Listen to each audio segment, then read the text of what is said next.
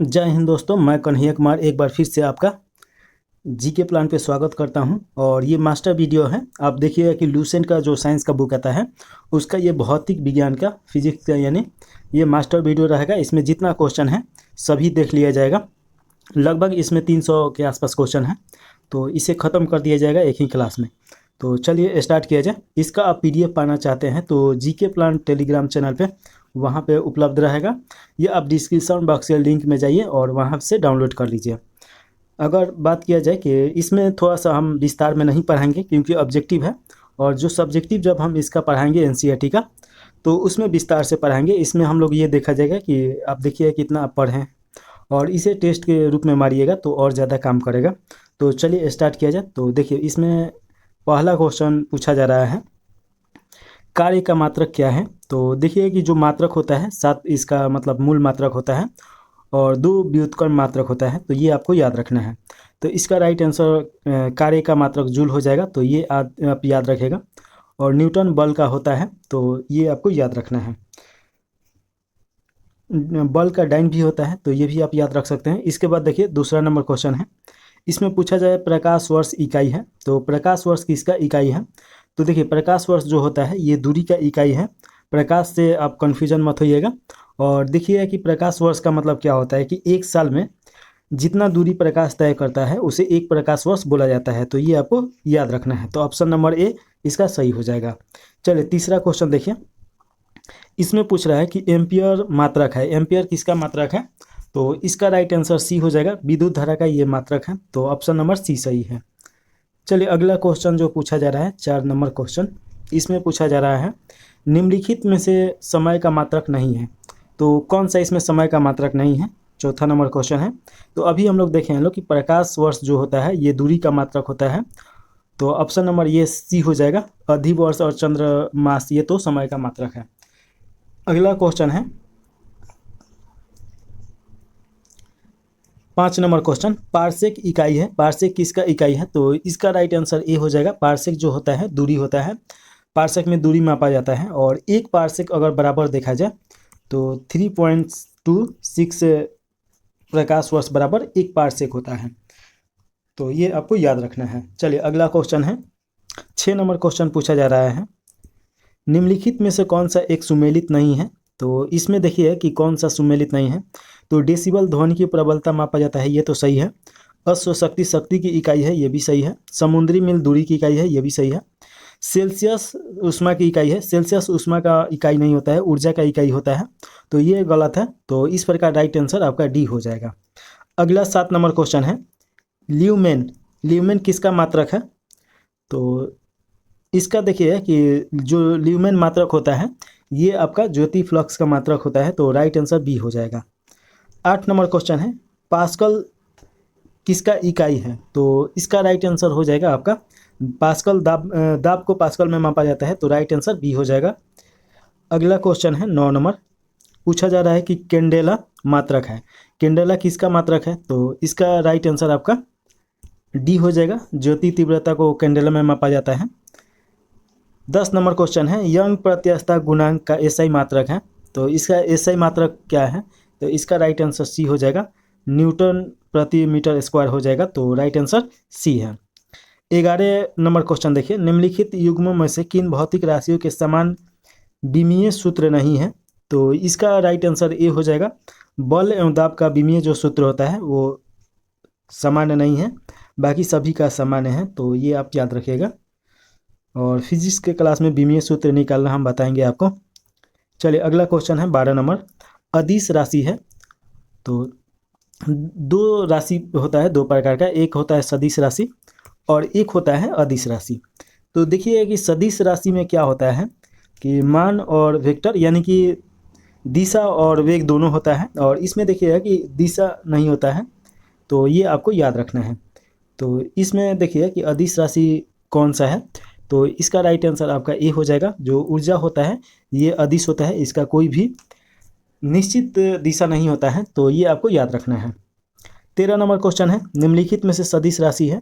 तो इसका डिफिनेशन तो अभी बता दिए। इसका सदिश राशि देखिएगा कि ए है, वेग है, तो ये सदिश राशि है।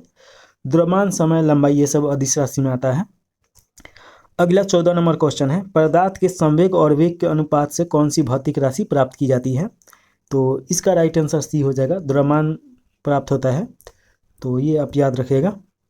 और अगला क्वेश्चन है 15 नंबर, शून्य में स्वतंत्र रूप से गिरने वाली वस्तुओं की यहाँ पे डैश या क्या होता है? तो इसका राइट आंसर आपका हो जाएगा समान त्वरण होता है। तो ये आप याद रखिएगा। समान गति नहीं होगा, क्योंकि देखिए गुरुत्वाकर्षण बल जैसे जैसे काम करेगा तो गति बढ़ते जाएगा।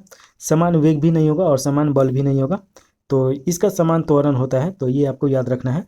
अगला 16 नंबर क्वेश्चन पूछा जा रहा है, जब 2 kg वाले द्रव्यमान पर 5N का बल लगाया जाता है तो उत्पन्न होने वाली त्वरण होगी।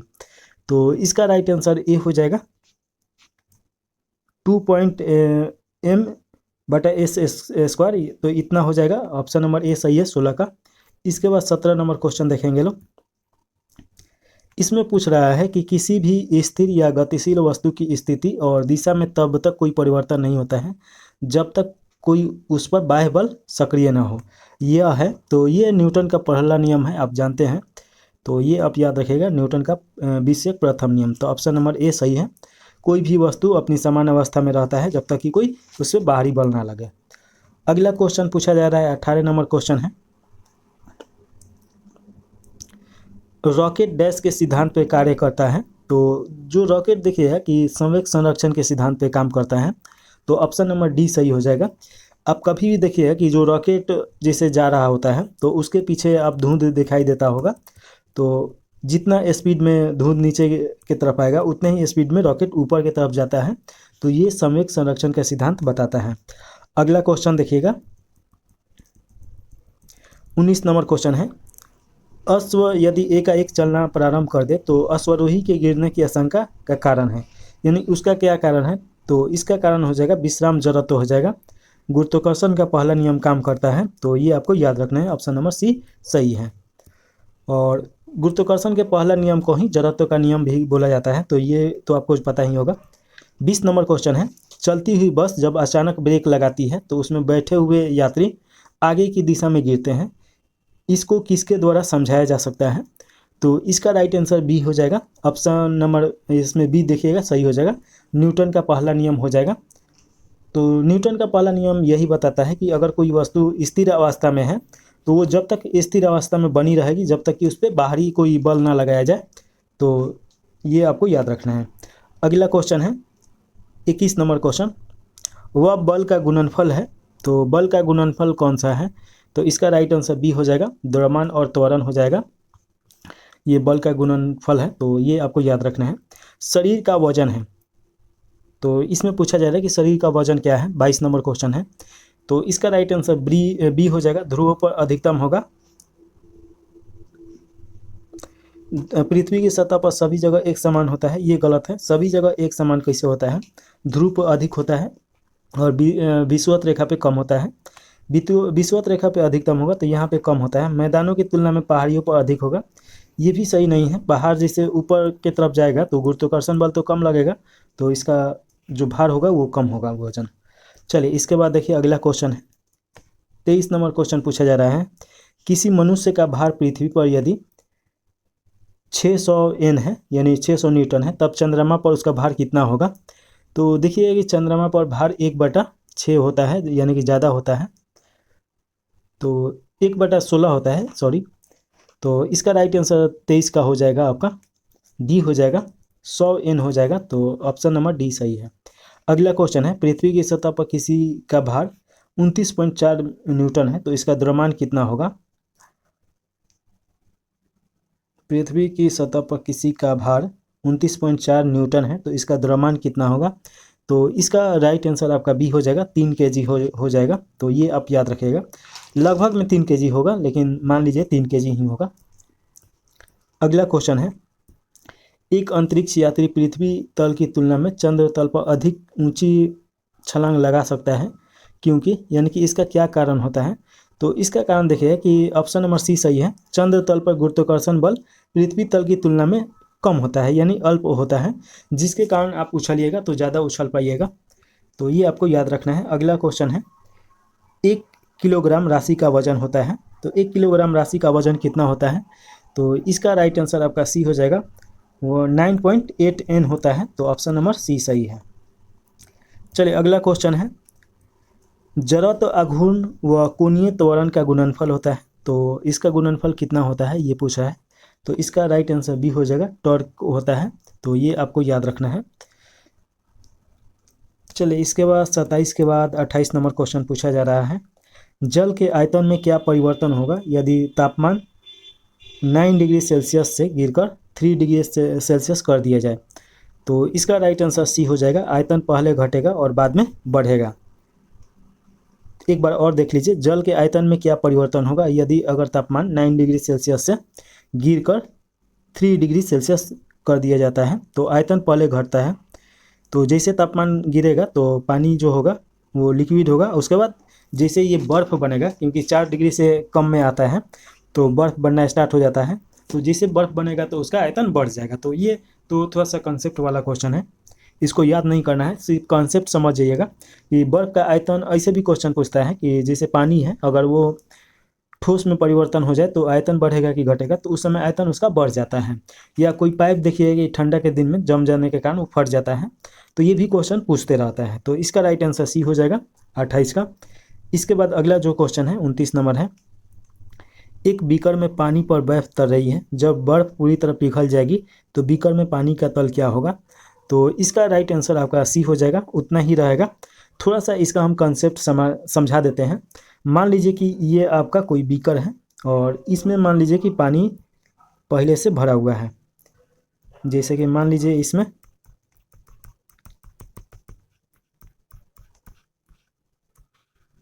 इतना तक मान लीजिए कि पानी है।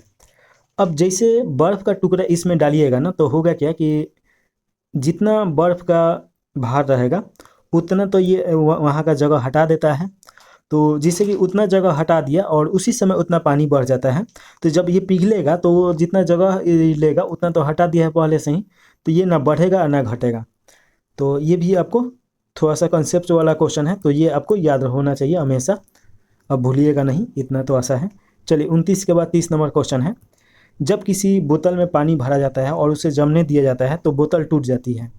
तो इसका कारण क्या होता है, अभी कंसेप्ट हम समझाए हैं। जैसे लिक्विड से आप ठोस में जाइएगा तो उसका आयतन बढ़ता है। तो इसका राइट आंसर हो जाएगा, पानी जमने पर फैलता है। तो ऑप्शन नंबर ए सही है। अगला क्वेश्चन है, सड़क पर चलने की अपेक्षा बर्फ़ पर चलना कठिन होता है। तो देखिए कि बर्फ़ पे कोई घर्षण होता ही नहीं है, तो वहाँ पे तो होगा ही। तो इसका राइट आंसर आपका 31 का देखिएगा कि ऑप्शन नंबर डी हो जाएगा, बर्फ़ पे सड़क की अपेक्षा घर्षण कम होता है। तो घर्षण कम होने के कारण ज़्यादा फिसलता है। तो ऑप्शन नंबर डी सही है। अगला क्वेश्चन देखिएगा, ये अगला क्वेश्चन है 31 के बाद 32 नंबर क्वेश्चन पूछा जा रहा है, एक नदी में चलता हुआ जहाज समुद्र में आता है तब जहाज क्या होता है। तो देखिए कि नदी का जो पानी होता है मीठा पानी होता है, और वहीं पे आप देखिए कि समुद्र का पानी होता है नमकीन। तो जैसे कि मीठा पानी से नमकीन पानी में कोई भी चीज़ जाता है तो उसमें घनत्व तो ज़्यादा होता है, जिसके कारण वो थोड़ा सा ऊपर उठ जाता है। तो इसका राइट आंसर आपका 32 का बी हो जाएगा, थोड़ा ऊपर जाएगा। तो ऑप्शन नंबर बी सही है। 33 नंबर क्वेश्चन है, लोहे की कील पारे में क्यों तैरती है जबकि यह पानी में डूब जाती है। तो इसका राइट आंसर आपका सी हो जाएगा, लोहे का जो घनत्व होता है पानी से अधिक होता है और तथा पारे से कम होता है, इसी कारण ऐसा होता है। अगला 34 नंबर क्वेश्चन पूछा जा रहा है, पानी का घनत्व अधिकतम होगा। तो पानी का घनत्व अधिकतम कब होता है। तो इसका राइट आंसर हो जाएगा आपका 34 का देखिए कि ऑप्शन नंबर बी सही है, 4 डिग्री सेल्सियस पे पानी का घनत्व जो होता है सबसे ज़्यादा होता है। 34 के बाद अगला क्वेश्चन है 35 नंबर, और इसमें पूछा जा रहा है कि वस्तु की मात्रा बदलने पर अपवर्तित रहेगा, यानी इनमें से कौन सा अपवर्तित रहेगा। तो देखिए वस्तु का मात्रा बदलने के बाद अपवर्तित जो रहेगा घनत्व रहेगा। मान लीजिए कि कोई ईंट है, तो अगर इसका मान लीजिए एक टुकड़ा कर दिया जाए तो उसका जो घनत्व है वो तो एक ही जैसा रहेगा, या उसका कितना भी छोटा टुकड़ा कीजिए या बड़ा टुकड़ा कीजिए तो इसका घनत्व नहीं बदलता है, बाकी सभी बदल जाता है।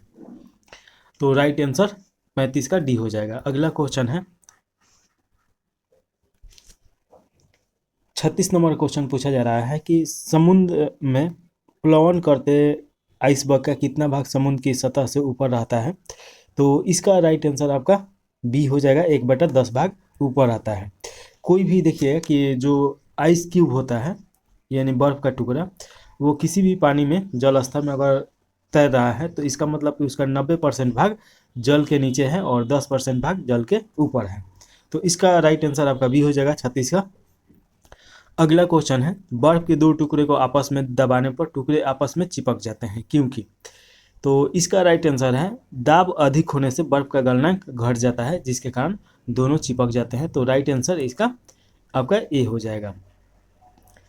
इसके बाद 38 नंबर क्वेश्चन पूछा जा रहा है, हवाई जहाज से यात्रा करते समय पेन से स्याही निकलने लगती है, इसका क्या कारण है। तो देखिएगा कि जब भी ऊंचाई पे जाते हैं लोग या पर्वत पे या यानी ऊंचाई पे या हवाई जहाज में जाते हैं तो उस समय क्या होता है, वायु दाब में कमी आ जाता है जिसके कारण स्याही बाहर आ जाता है। तो ऑप्शन नंबर ए सही है।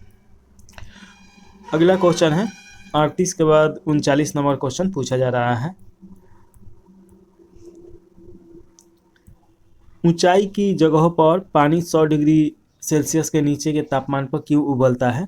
तो इसका तो जानते ही हैं, इसका राइट आंसर ए हो जाएगा, क्योंकि वायुमंडलीय दाब कम हो जाता है अतः उबलने का बिंदु जो होता है वो नीचे आ जाता है। तो ये आपको याद रखना है। चलिए अगला क्वेश्चन पूछा जा रहा है,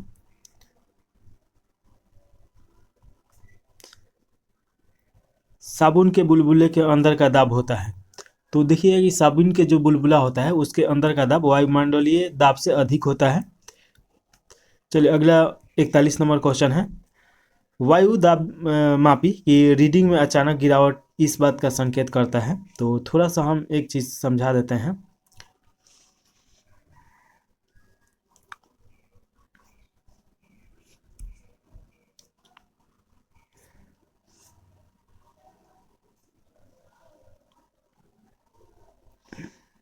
जैसे कि मान लीजिए कि ये वायु दाब है और इसका एक रीडिंग होता है और यही रीडिंग गिरता है तो उससे मौसम के बारे में पता लगाते हैं।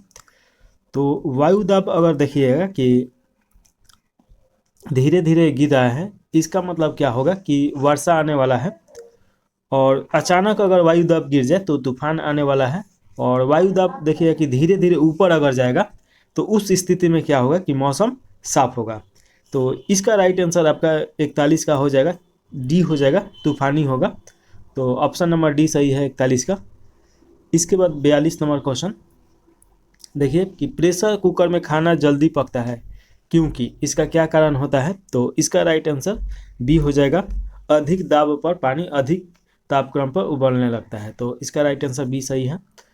अगला क्वेश्चन है 43 नंबर, माँ चलिए 42 के बाद 43 नंबर क्वेश्चन में पूछा जा रहा है कि हाइड्रोजन से भरा रबर का गुब्बारा वायु में ऊपर जाकर फट जाता है, इसका क्या कारण होता है, यही पूछ रहा है कि क्योंकि।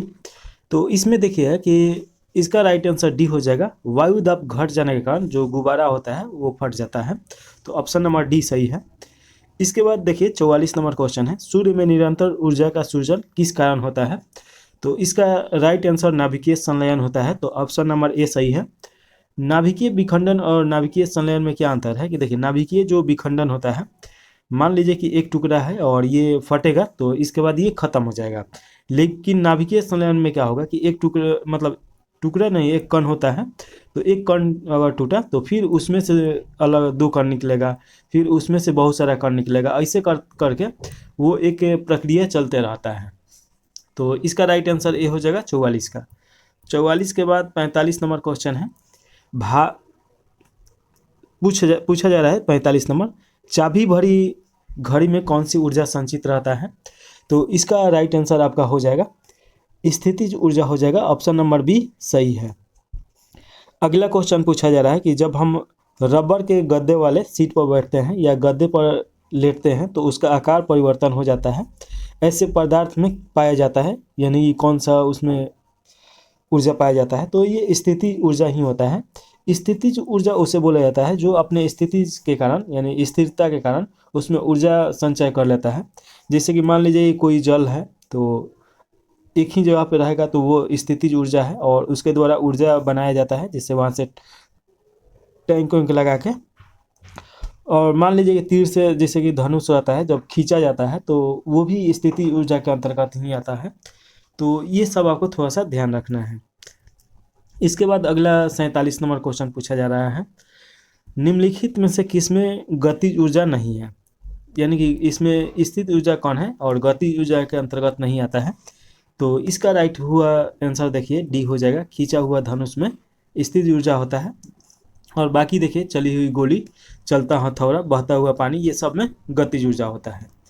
चलिए 48 नंबर क्वेश्चन देखिए, जब एक चल वस्तु की गति दुगनी हो जाती है तो उसका गतिज ऊर्जा कितना हो जाता है।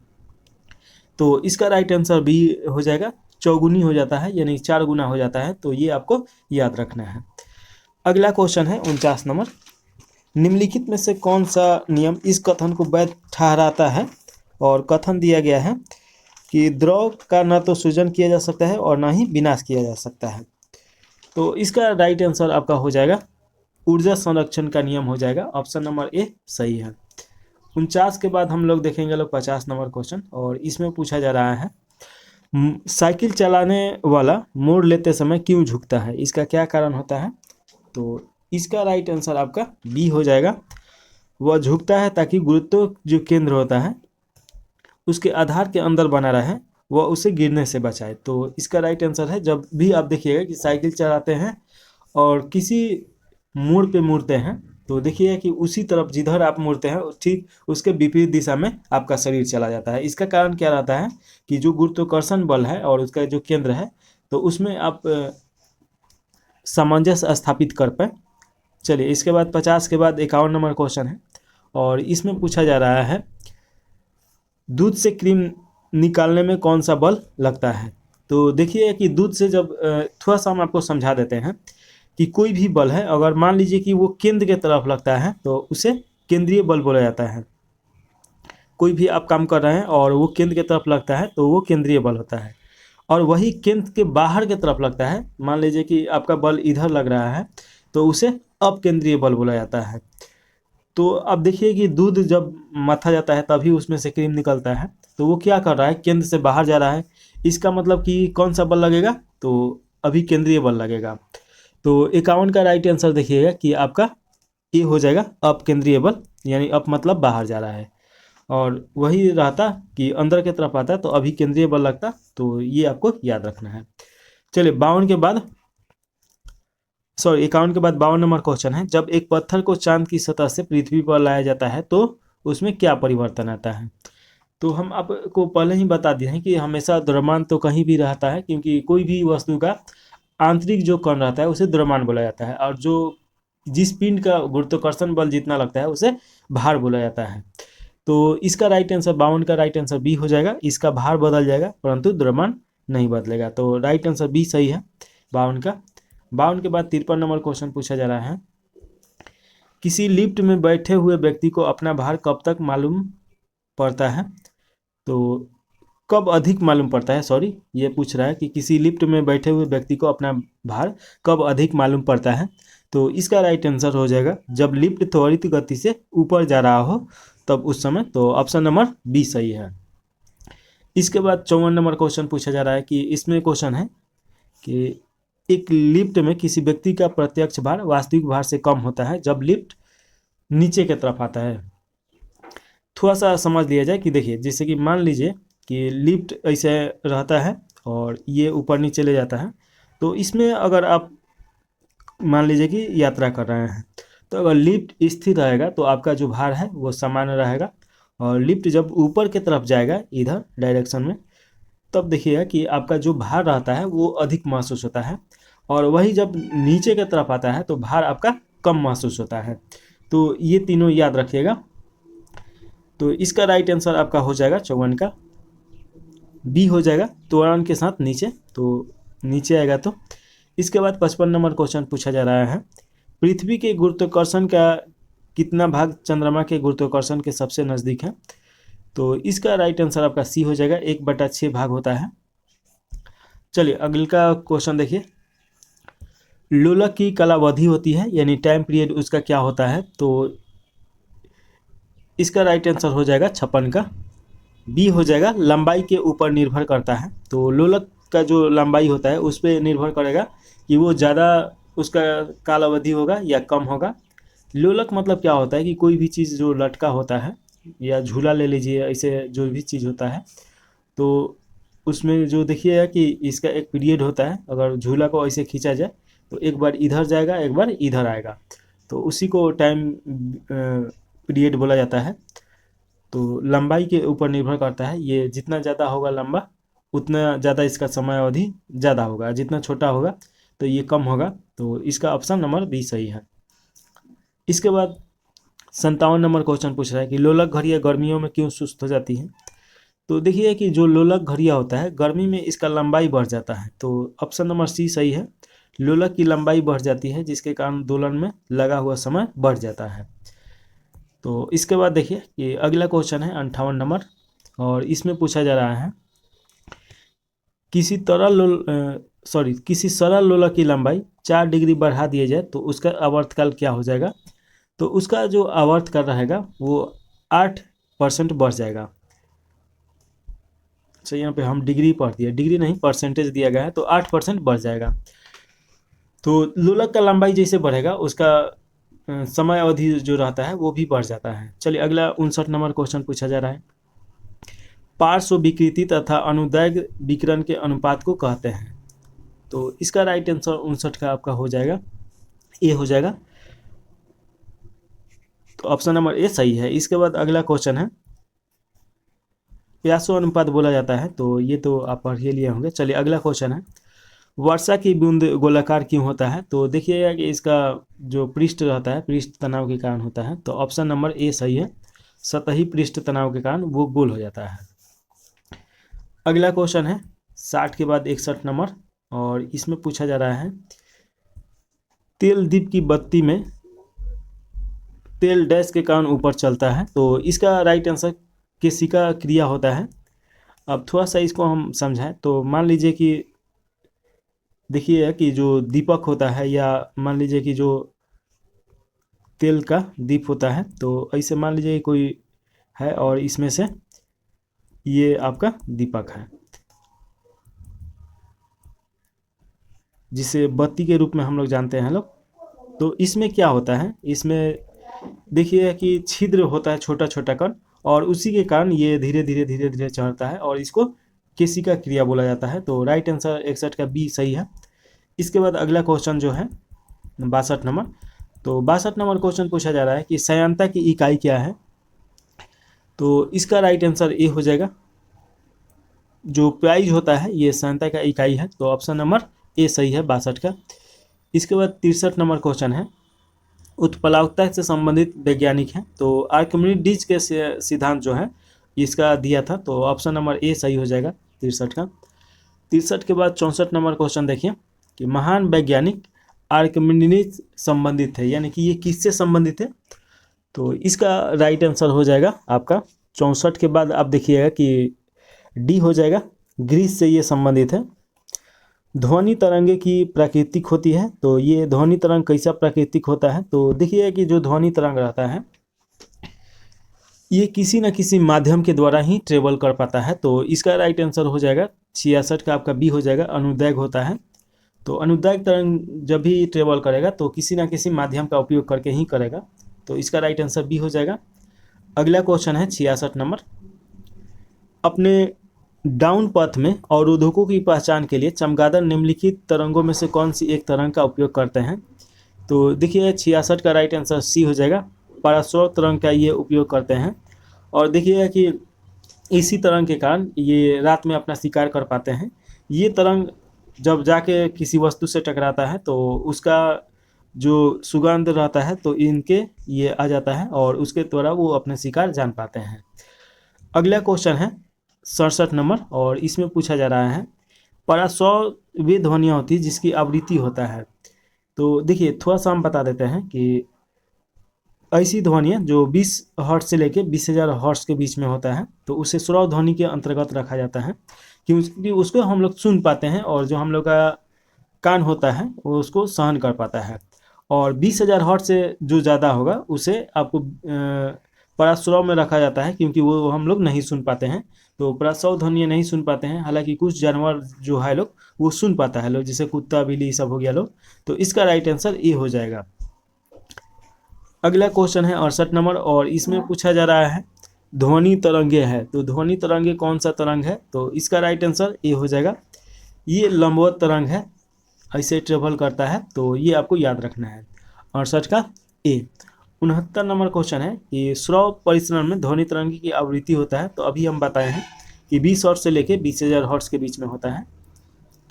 अगला क्वेश्चन है 70 नंबर, वायु में ध्वनि की चाल 332 मीटर प्रति सेकेंड होती है। यदि दाब बढ़ाकर दुगना कर दिया जाए तो ध्वनि की चाल क्या होगी?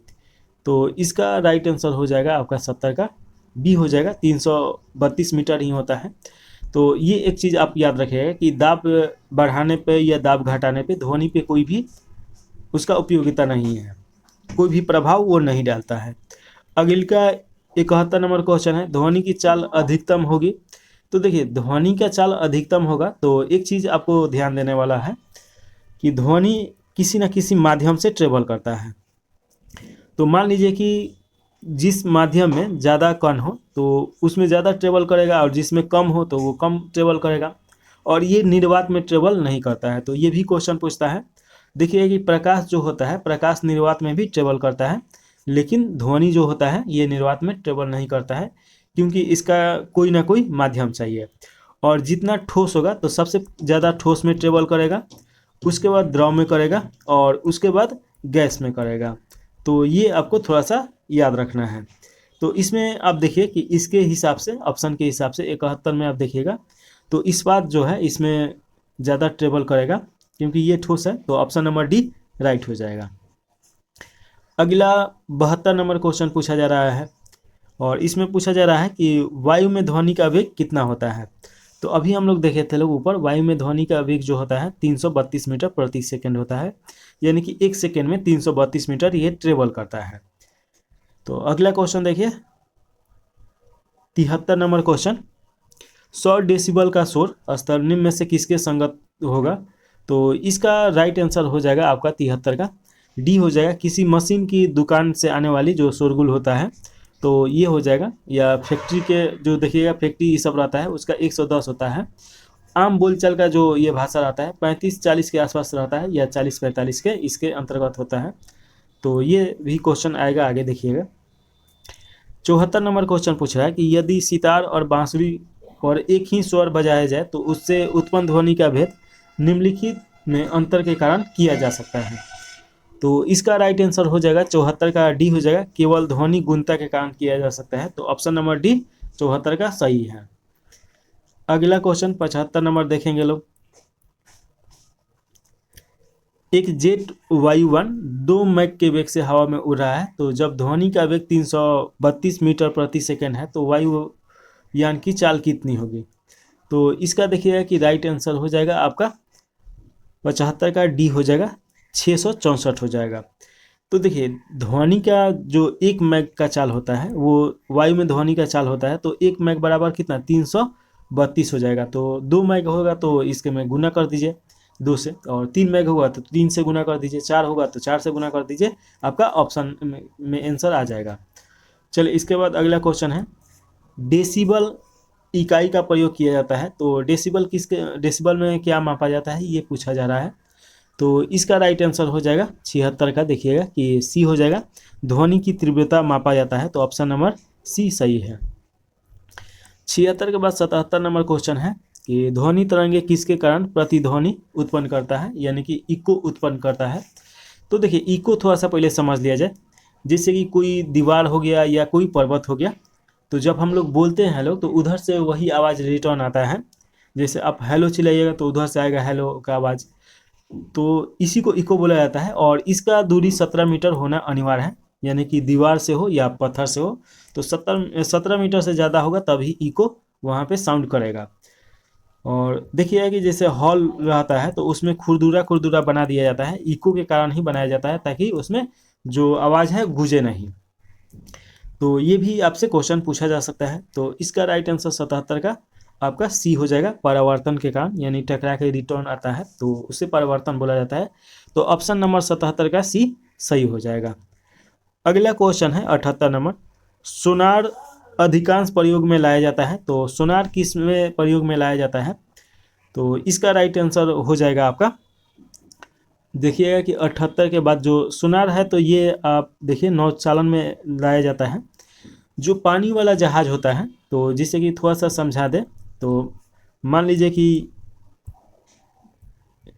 ये समुद्र है और ये समुद्र का पानी है और इसके अंदर कोई जहाज ऐसे जा रहा है। तो मान लीजिए कि कोई ना कोई ऐसा टेक्निक तो होना ही चाहिए कि अगर नीचे जहाज जा रहा है तभी तो आगे देख पाए। तो जो सोनार रहता है इसे ये रेडिएशन को छोड़ा जाता है और वो किसी वस्तु से टकरा के आता है तो उससे पता लगता है कि ये वस्तु यहाँ पे है। तो जो मछुआरों में भी देखिएगा कि सोनार रहता है और उसी के कारण पता लगता है कि कहाँ पे मछली है, लो कहाँ पे पर्वत है, तो ये सब पता लगता है। तो ये आपको याद रखना है कि नौचालनों में प्रयोग किया जाता है।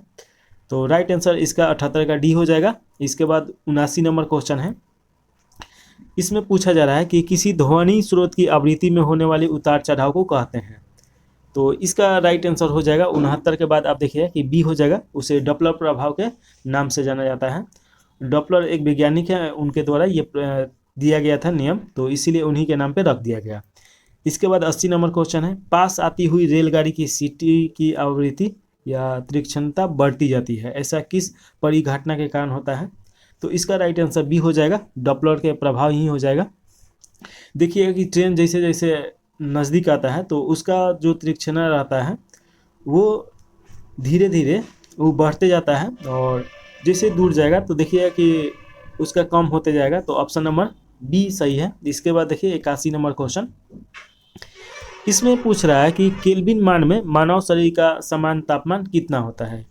सेल्सियस में नहीं पूछ रहा है, केल्विन में पूछ रहा है, तो इसका राइट आंसर डी हो जाएगा और 310 हो जाएगा। वहीं अगर फ़ारेनहाइट में पूछता तो 98 फ़ारेनहाइट हो जाता, 98 डिग्री सॉरी 98। उसके बाद सेल्सियस में पूछता तो 36 से 37 सेल्सियस हो जाता। तो ये थोड़ा सा आपको याद रखना है। चलिए अगला क्वेश्चन है, 82 नंबर क्वेश्चन पूछा जा रहा है और 82 नंबर क्वेश्चन है, कितना तापमान होने पर पाठ्यांक सेल्सियस और फ़ारेनहाइट तापमान एक ही होंगे? तो इसका राइट आंसर हो जाएगा -40 डिग्री पे दोनों तापमान एक हो जाता है और इसका मान एक रहता है। तो इसका राइट आंसर आपका ए हो जाएगा 82 का। इसके बाद 83 नंबर क्वेश्चन है कि न्यूनतम संभवतः तापमान होता है। तो देखिए इस सबसे जो न्यूनतम संभवतः तापमान होता है तो इस -273 होता है, 273 डिग्री सेल्सियस। तो ऑप्शन नंबर ए सही है। अगला क्वेश्चन है 84 का, किसी मनुष्य के शरीर का समान तापमान कितना होता है? तो अभी हम लोग इसके बारे में पढ़े हैं लोग। तो इसका राइट आंसर फ़ारेनहाइट में देखिएगा तो 98 डिग्री फ़ारेनहाइट हो जाएगा। एक स्वस्थ मनुष्य के शरीर का तापमान होगा तो यहाँ पे देखिएगा कि 85 का आपका ए हो जाएगा, 37 डिग्री सेल्सियस हो जाएगा। 36 और 37 के बीच में रहता है तो 37 यहाँ पे दिया गया है तो 37 डिग्री सही है। इसके बाद 86 नंबर क्वेश्चन पूछा जा रहा है, ठंड के दिनों में लोहे के गुटके और लकड़ी के गुटके को प्रातःकाल में छुए तो लोहे का टुकड़ा जो ज़्यादा ठंडा लगता है और लकड़ी का कम लगेगा। इसका क्या कारण रहता है? कि देखिए कि जिसमें ज़्यादा गुरुत्वाकर्षण होगा, जिसका देखिए घनत्व तो ज़्यादा रहता है वो जल्दी ठंडा और जल्दी गर्म हो जाता है। तो देखिए कि दोनों में लोहे का घनत्व तो ज़्यादा है तो इसी के कारण जो लोहे का छड़ हो या लोहे का गुटका हो वो ठंडा हो जाता है रात में लकड़ी के तुलना में। तो ऑप्शन नंबर इसका देखिएगा कि 86 का आपका बी हो जाएगा। लकड़ी की तुलना में लोहा ऊष्मा का अच्छा एक चालक होता है, तो ये भी होता है और वो भी होता है। तो इसका ऑप्शन नंबर बी सही है। इसका अच्छा चालक होता है तो ये तुरंत उसमें क्या करेगा, ऊष्मा प्रवाहित करेगा। तो ये आपको याद रखना है। यही क्वेश्चन ऐसे भी पूछ सकता है कि धूप में रखेंगे तो जल्दी गर्म कौन सा होगा? तो लोहा ही जल्दी गर्म होगा। चलिए अब इसके बाद देखेंगे 66 के बाद 87 नंबर क्वेश्चन है 86 के बाद। इसमें पूछा जा रहा है कि आणविक संचालन के द्वारा ऊष्मा का संचलन कहलाता है। तो आणविक संचालन के द्वारा ऊष्मा का संचलन क्या कहलाता है? तो इसका राइट आंसर हो जाएगा आपका 87 का देखिएगा, कि बी हो जाएगा, संवहन उसे बोला जाता है। इसके बाद 88 नंबर क्वेश्चन है, निम्नलिखित द्रव में कौन सा ऊष्मा का बहुत अच्छा चालक है। तो देखिए कि इसमें सबसे ऊष्मा का जो अच्छा चालक है, आपका राइट आंसर हो जाएगा 88 का ए हो जाएगा। पारा सबसे अच्छा इसमें चालक है। 88 के बाद 89 नंबर क्वेश्चन है, समान मोटाई के कपड़े की दो परतें उसके दोगुना मोटाई के कपड़ों की एक परत से अधिक ऊष्मा आवरण प्रदान करता है, इसका क्या कारण है। तो उसमें देखिए कि वायु उससे फंसा लेता है और उसमें वायु संचरण नहीं करने देता है, जिसके कारण देखिए कि दो चादर आप ओढ़ के सो जाइए तो वो अच्छा रहेगा किसी कंबल से। तो ये आपका राइट आंसर हो जाएगा 89 का।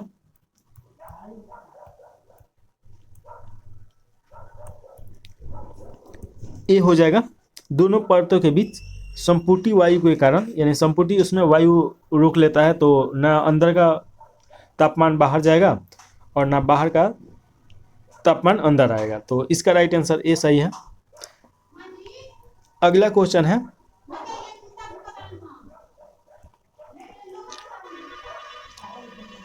ग्रीष्म काल में हमें सफ़ेद वस्त्र धारण करने की सलाह दी जाती है, क्योंकि इसका क्या कारण रहता है।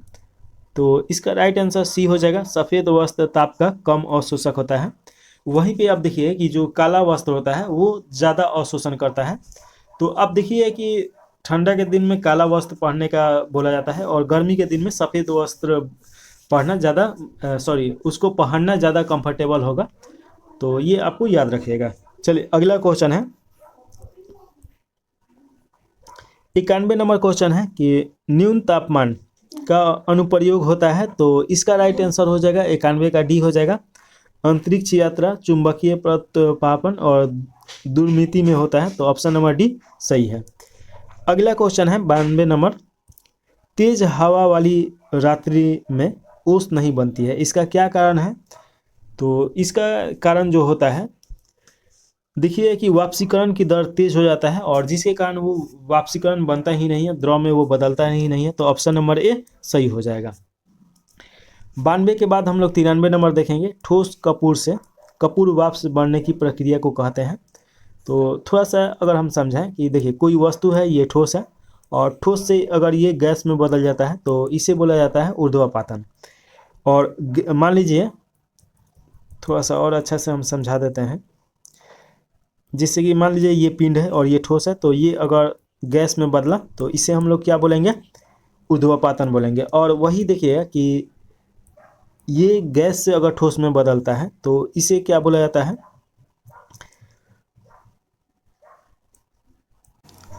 तो देखिए कि गैस से ठोस में बदलना निक्षेपण बोला जाता है। और देखिए कि ये जो पिघलना दिया गया है, तो इसमें क्या होता है कि जब ठोस से ये जब द्रव में पिघलता है तो उसे पिघलना बोला जाता है। और वाष्पीकरण तो जानते ही हैं कि ये जब द्रव से भाप में बदलता है तो इसे बोला जाता है हिमकलन, उसे बोला जाता है जो द्रव से ठोस में बदलता है। तो ये सभी आपको याद रखना है। और ठोस से यहाँ पे कपूर जो है ये तो ठोस है और ये वाष्प में बदल रहा है, तो इसका राइट आंसर डी हो जाएगा, ऊर्ध्वपातन इसे बोला जाता है। तो 93 का डी हो जाएगा। चलिए अगला 94 नंबर क्वेश्चन पूछा जा रहा है और 94 नंबर क्वेश्चन में पूछा जा रहा है कि मनुष्य आर्द्रता से परेशान महसूस करता है, इसका निम्न में से उपयुक्त कारण क्या है। आर्द्रता होता है वायु में जो पानी होता है यानी नमी, तो उसी को आर्द्रता बोला जाता है। तो 94 का सी हो जाएगा, पसीना का आर्द्रता के कारण वाष्पित नहीं होता है। तो आर्द्रता ज़्यादा रहेगा तो पसीना सूखेगा नहीं। तो देखिए बरसात के दिन में जो गर्म मौसम होता है वो ज़्यादा परेशान करता है, तो ऑप्शन नंबर आपका सी हो जाएगा। 95 नंबर क्वेश्चन पूछा जा रहा है और 95 देखिए कि किसी द्रव का उसके क्वथनांक से पूर्व उसके वाष्प में बदलने की प्रक्रिया को क्या कहते हैं। तो इसका राइट आंसर ए हो जाएगा, वाष्पीकरण बोला जाता है। अगले का देखिए कि 96 नंबर क्वेश्चन है, पहाड़ों पर पानी निम्नलिखित तापमान पर उबलने लगता है। तो 96 का देखिए कि इसका राइट आंसर ए हो जाएगा, 100 डिग्री सेल्सियस से कम जब रहता है तो वो उबलने लगता है। ऐसे नॉर्मल देखिए कि 100 डिग्री सेल्सियस पे पानी उबलता है, लेकिन पहाड़ पे क्या होता है कि दाब कम हो जाता है, जिसके कारण 100 से वो कम तापमान पे ही उबलने लगता है। 96 के बाद 97 नंबर क्वेश्चन पूछा जा रहा है और इसमें देखिए कि पूछ रहा है कि भाप से हाथ अधिक जलता है अपेक्षाकृत उबले हुए जल से, तो इसका क्या कारण होता है। तो देखिए कि भाप में जो गुप्त ऊष्मा होता है उसी के कारण भाप से अधिक ज़्यादा जलता है, यानी कि उबले हुए पानी से ज़्यादा गुप्त ऊष्मा भाप में होता है। तो ऑप्शन नंबर ए सही है।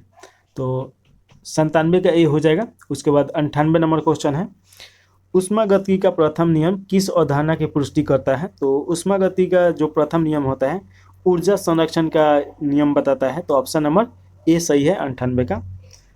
इसके बाद देखिए 99 नंबर क्वेश्चन, प्रकाश तरंग किस प्रकार की तरंग है। तो ये अनुप्रस्थ तरंग है, और अनुप्रस्थ तरंग रहता है तो ये किसी पे डिपेंड नहीं होता है, ये निर्वात में भी अपना ट्रेवल कर सकता है। तो देखिए जो प्रकाश होता है तो सूर्य से पृथ्वी पे आता है तो उसको निर्वात में भी चलना पड़ता है, और तो निर्वात में ये सबसे ज़्यादा स्पीड में चलेगा, क्योंकि ये खुद अपना जो इसका रास्ता रहता है ये फोटोन के रूप में बना के आता है। तो ऑप्शन नंबर इसका ए सही है 99 का।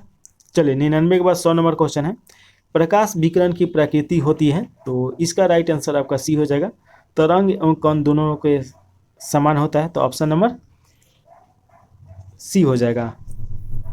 देखिए 101वां क्वेश्चन है, माध्यम के तापमान में वृद्धि के साथ प्रकाश की गति क्या होता है। तो इसका राइट आंसर आपका हो जाएगा बढ़ती है। प्रकाश का जो गति रहता है तापमान बढ़ाने के बाद बढ़ जाता है, और तापमान जिसे कम होगा तो वो घट जाता है। तो इसका राइट आंसर ए सही है। इसके बाद अगला क्वेश्चन है 102 नंबर, प्रकाश की गति। तो प्रकाश की गति कितना होता है ये पूछा जा रहा है।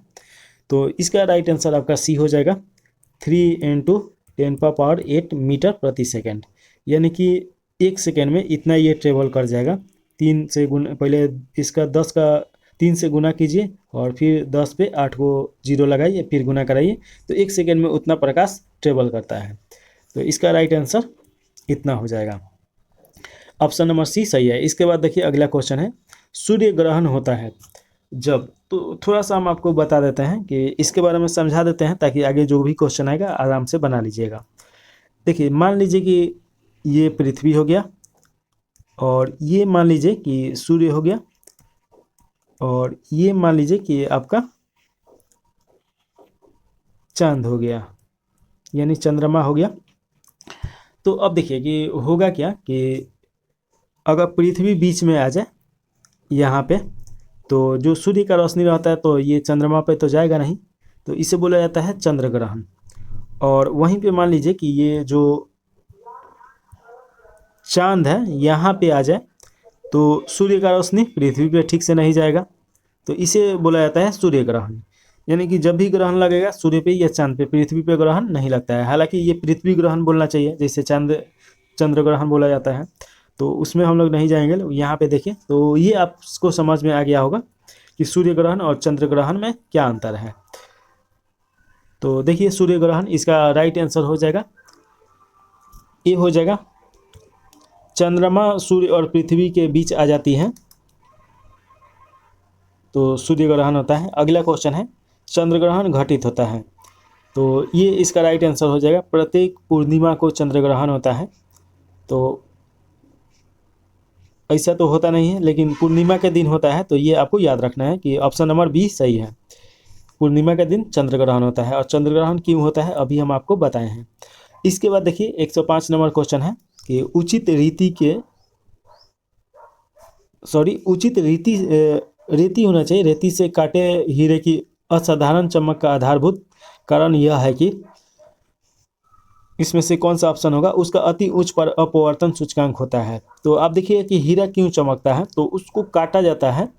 इसे काटा हुआ हीरा नहीं रहेगा तो वो नहीं चमकेगा, लेकिन उसको एक एंगल से काटा जाता है, जिसके कारण अपवर्तन होता है और पूर्ण अपवर्तन होता है, और जिसके कारण वो चमकता है। तो 105 का बी हो जाएगा। अगला क्वेश्चन है 106 नंबर क्वेश्चन पूछा जा रहा है कि जब एक कॉम्पैक्ट डिस्क सूर्य के प्रकाश में देखी जाती है तो इंद्रधनुष के समान रंग दिखाई देते हैं, इसका व्याख्या की जा सकती है। तो इसमें देखिए कि इसका राइट आंसर ए हो जाएगा, परावर्तन और अपवर्तन की परिघटना के आधार पे ये होता है। चलिए अगला 7 नंबर क्वेश्चन है 107। तो इसमें क्वेश्चन पूछा जा रहा है कि किस गुण धर्म के कारण पानी से भरे बर्तन में डूबी गई छड़ी मुड़ी हुई छड़ी दिखाई देता है। तो अब देखिए किसी बेकर में हो या बाल्टी में हो कोई छड़ हो तो इसे टेढ़ा आपको दिखाई देगा। तो इसका राइट आंसर हो जाएगा 108 का बी हो जाएगा। अच्छा 107 नंबर क्वेश्चन है तो इसका हो जाएगा सी हो जाएगा, अपवर्तन हो जाएगा। तो ऑप्शन नंबर सी सही है। इसके बाद 108 नंबर क्वेश्चन देखिए, एक समतल दर्पण पर आपतित किरण 60 डिग्री का कोण बनाती है, तो परावर्तन कोण कितना होगा। तो देखिए कि आपतित कोण अगर 60 डिग्री का है तो जो परावर्तित कोण होता है वो भी 60 डिग्री का ही होगा। थोड़ा सा आपको मैप पे अगर समझा दूँ तो देखिए, जैसे कि मान लीजिए कि ये शीशे का प्लेट हो गया और इधर से एक प्रकाश का किरण आ रहा है और ये आपका 70 डिग्री का कोण बना रहा है। तो ये 70 यहाँ से टकराने के बाद 70 डिग्री के बाद ये रिफ्लेक्स होगा। तो यहाँ पे भी जब ये प्रकाश लौटेगा तभी ये 70 डिग्री का ही बनाएगा, यानी जितना डिग्री से वो टकराएगा उतना ही डिग्री का वो बनाता है। तो यही है, तो इसका राइट आंसर हो जाएगा बी हो जाएगा 108 का। इसके बाद देखिए 109 नंबर क्वेश्चन पूछा जा रहा है, अगर प्रकाश का आपतित कोण 90 डिग्री सेल्सियस है और अपवर्तन के बाद उसका कोण 30 डिग्री हो जाता है तो माध्यम का अपवर्तनांक सूचक है। तो इसका राइट आंसर आपका हो जाएगा 109 नंबर क्वेश्चन है, इसका राइट आंसर सी हो जाएगा, 3 अपवर्तनांक डिग्री हो जाएगा। तो ये आपको याद रखना है। चलिए इसके बाद 110 नंबर क्वेश्चन है, यदि किसी दर्पण को थीटा कोण से घुमाया जाए तो परावर्तित किरण का घूर्णन होगा। तो देखिए कि इसका जो घूर्णन होगा आपका 2 थीटा होगा, तो जितना से घुमाइएगा तो उसका दुगना हो जाता है। तो ऑप्शन नंबर डी सही है। इसके बाद देखिए 111 है, 111 नंबर क्वेश्चन पूछा जा रहा है कि पूर्ण आंतरिक परावर्तन होता है जब प्रकाश जाता है। तो जब प्रकाश कहाँ से जाता है तो पूर्ण आंतरिक परावर्तन होता है। तो अभी कुछ देरी पहले ही बताए थे कि हीरे के चमकने के कारण होता है पूर्ण आंतरिक परावर्तन। तो इसका राइट आंसर ए हो जाएगा, हीरे से कांच में। तो ऑप्शन नंबर ए सही है।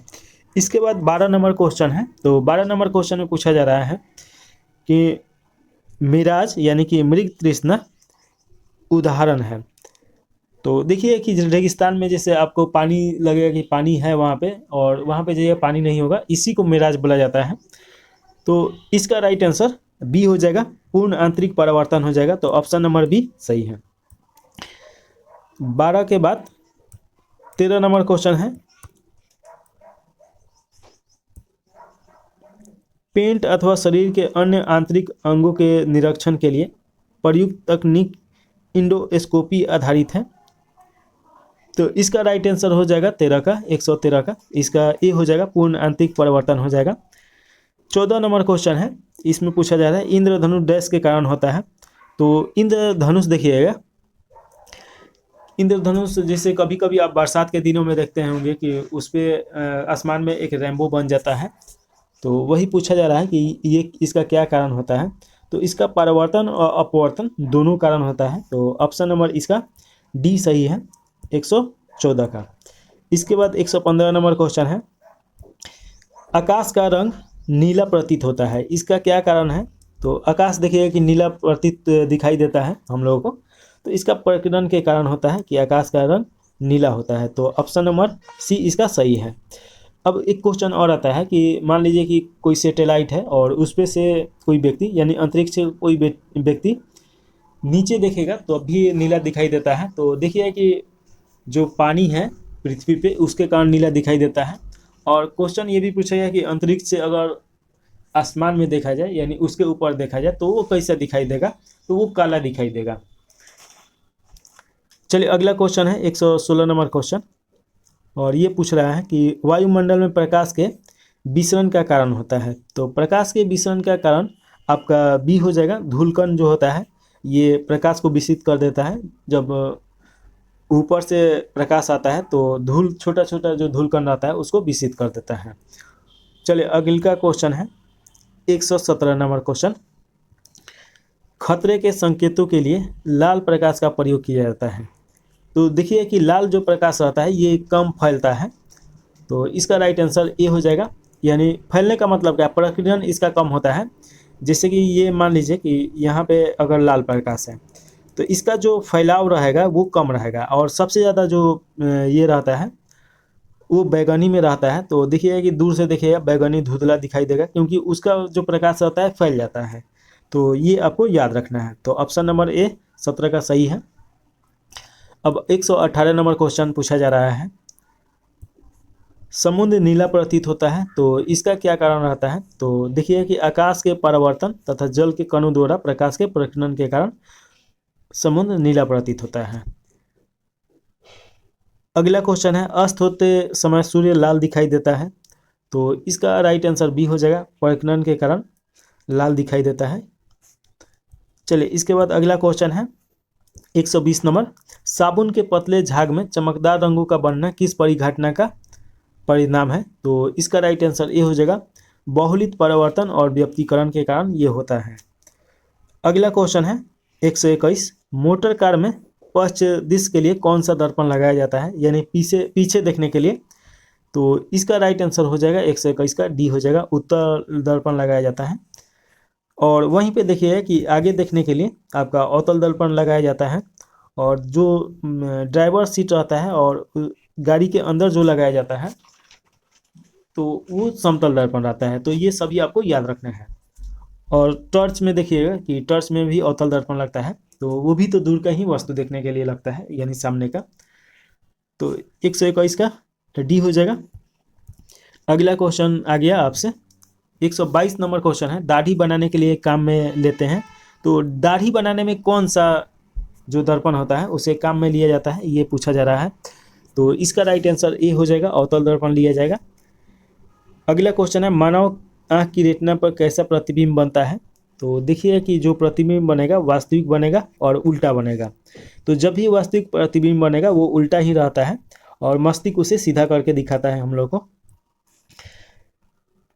अगला क्वेश्चन है 124 नंबर, 1.5 मीटर लंबे व्यक्ति को अपना संपूर्ण प्रतिबिंब देखने के लिए आवश्यक दर्पण की न्यूनतम लंबाई होगी।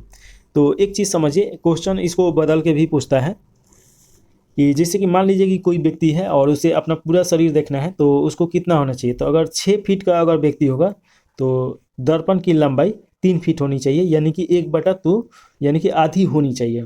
तो इसका आधा कीजिएगा तो इसका आधा 0.75 हो जाएगा, यानी 0.75 मीटर हो जाएगा। तो ऑप्शन नंबर बी इसका सही है।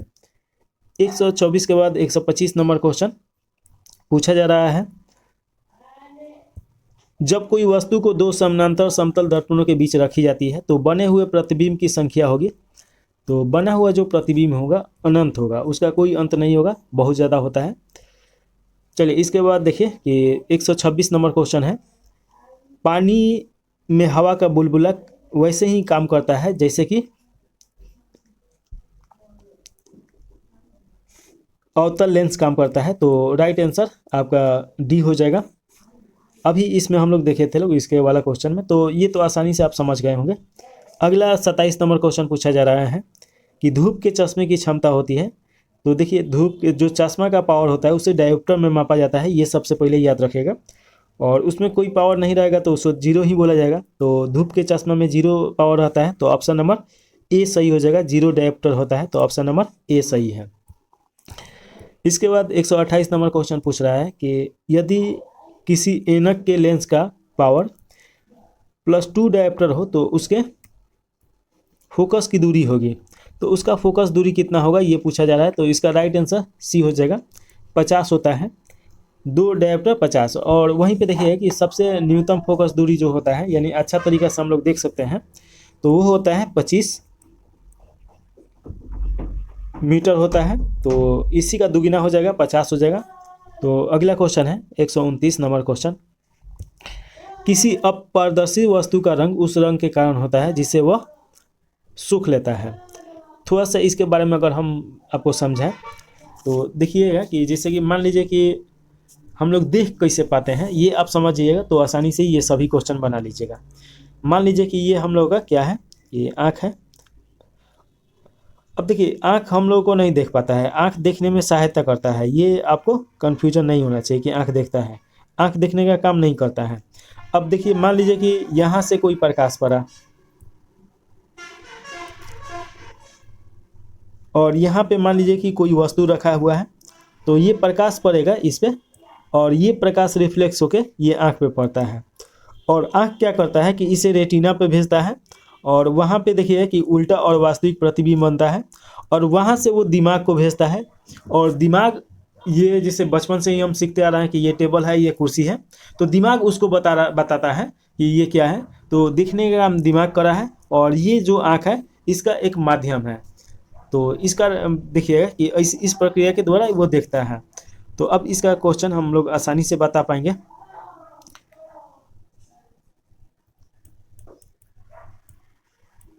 किसी पारदर्शी वस्तु का रंग उस रंग के कारण होता है जिसे वह परिवर्तित नहीं कर पाता है, उसे वो सूख लेता है। अगर वो परिवर्तित कर दे, जैसे कि मान लीजिए कोई भी वस्तु है, तो ये अगर लाल है तो लाल क्यों है कि इसमें 7 रंगों का आ रहा है लेकिन 6 को ये क्या कर रहा है कि यहाँ से रिफ्लेक्ट कर दे रहा है, लेकिन एक को वो सूख लेता है। तो जिसे ये सूखेगा उसे लाल मतलब वो रंग का हो जाएगा। तो जैसे हरा रंग है तो हरा को वो सूख लिया, काला है तो काला को सूख लिया। तो ये आपको थोड़ा सा जानकारी होना चाहिए। तो इसका राइट आंसर आपका सी हो जाएगा 129 का। इसके बाद अगला क्वेश्चन है 130 नंबर। लाल कांच को अधिक ताप पर गर्म करने पर वो दिखाई देगा। तो लाल कांच को जब अधिक गर्म किया जाता है तो देखिएगा कि वो आपको हरा दिखाई देता है। तो ऑप्शन नंबर बी हो जाएगा। चलिए इसके बाद अगला क्वेश्चन है 131। प्रकाश का रंग निश्चित किया जाता है, तो ये किसके द्वारा किया जाता है? तो इसका राइट आंसर सी हो जाएगा, तरंगदैर्घ्य के द्वारा निश्चित किया जाता है।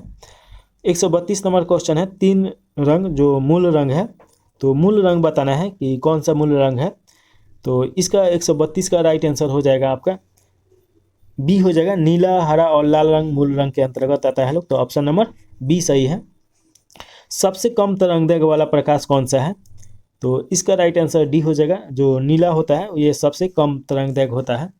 तो ऑप्शन नंबर इसका डी सही है 133 का। इसके बाद अगला क्वेश्चन है 134 नंबर।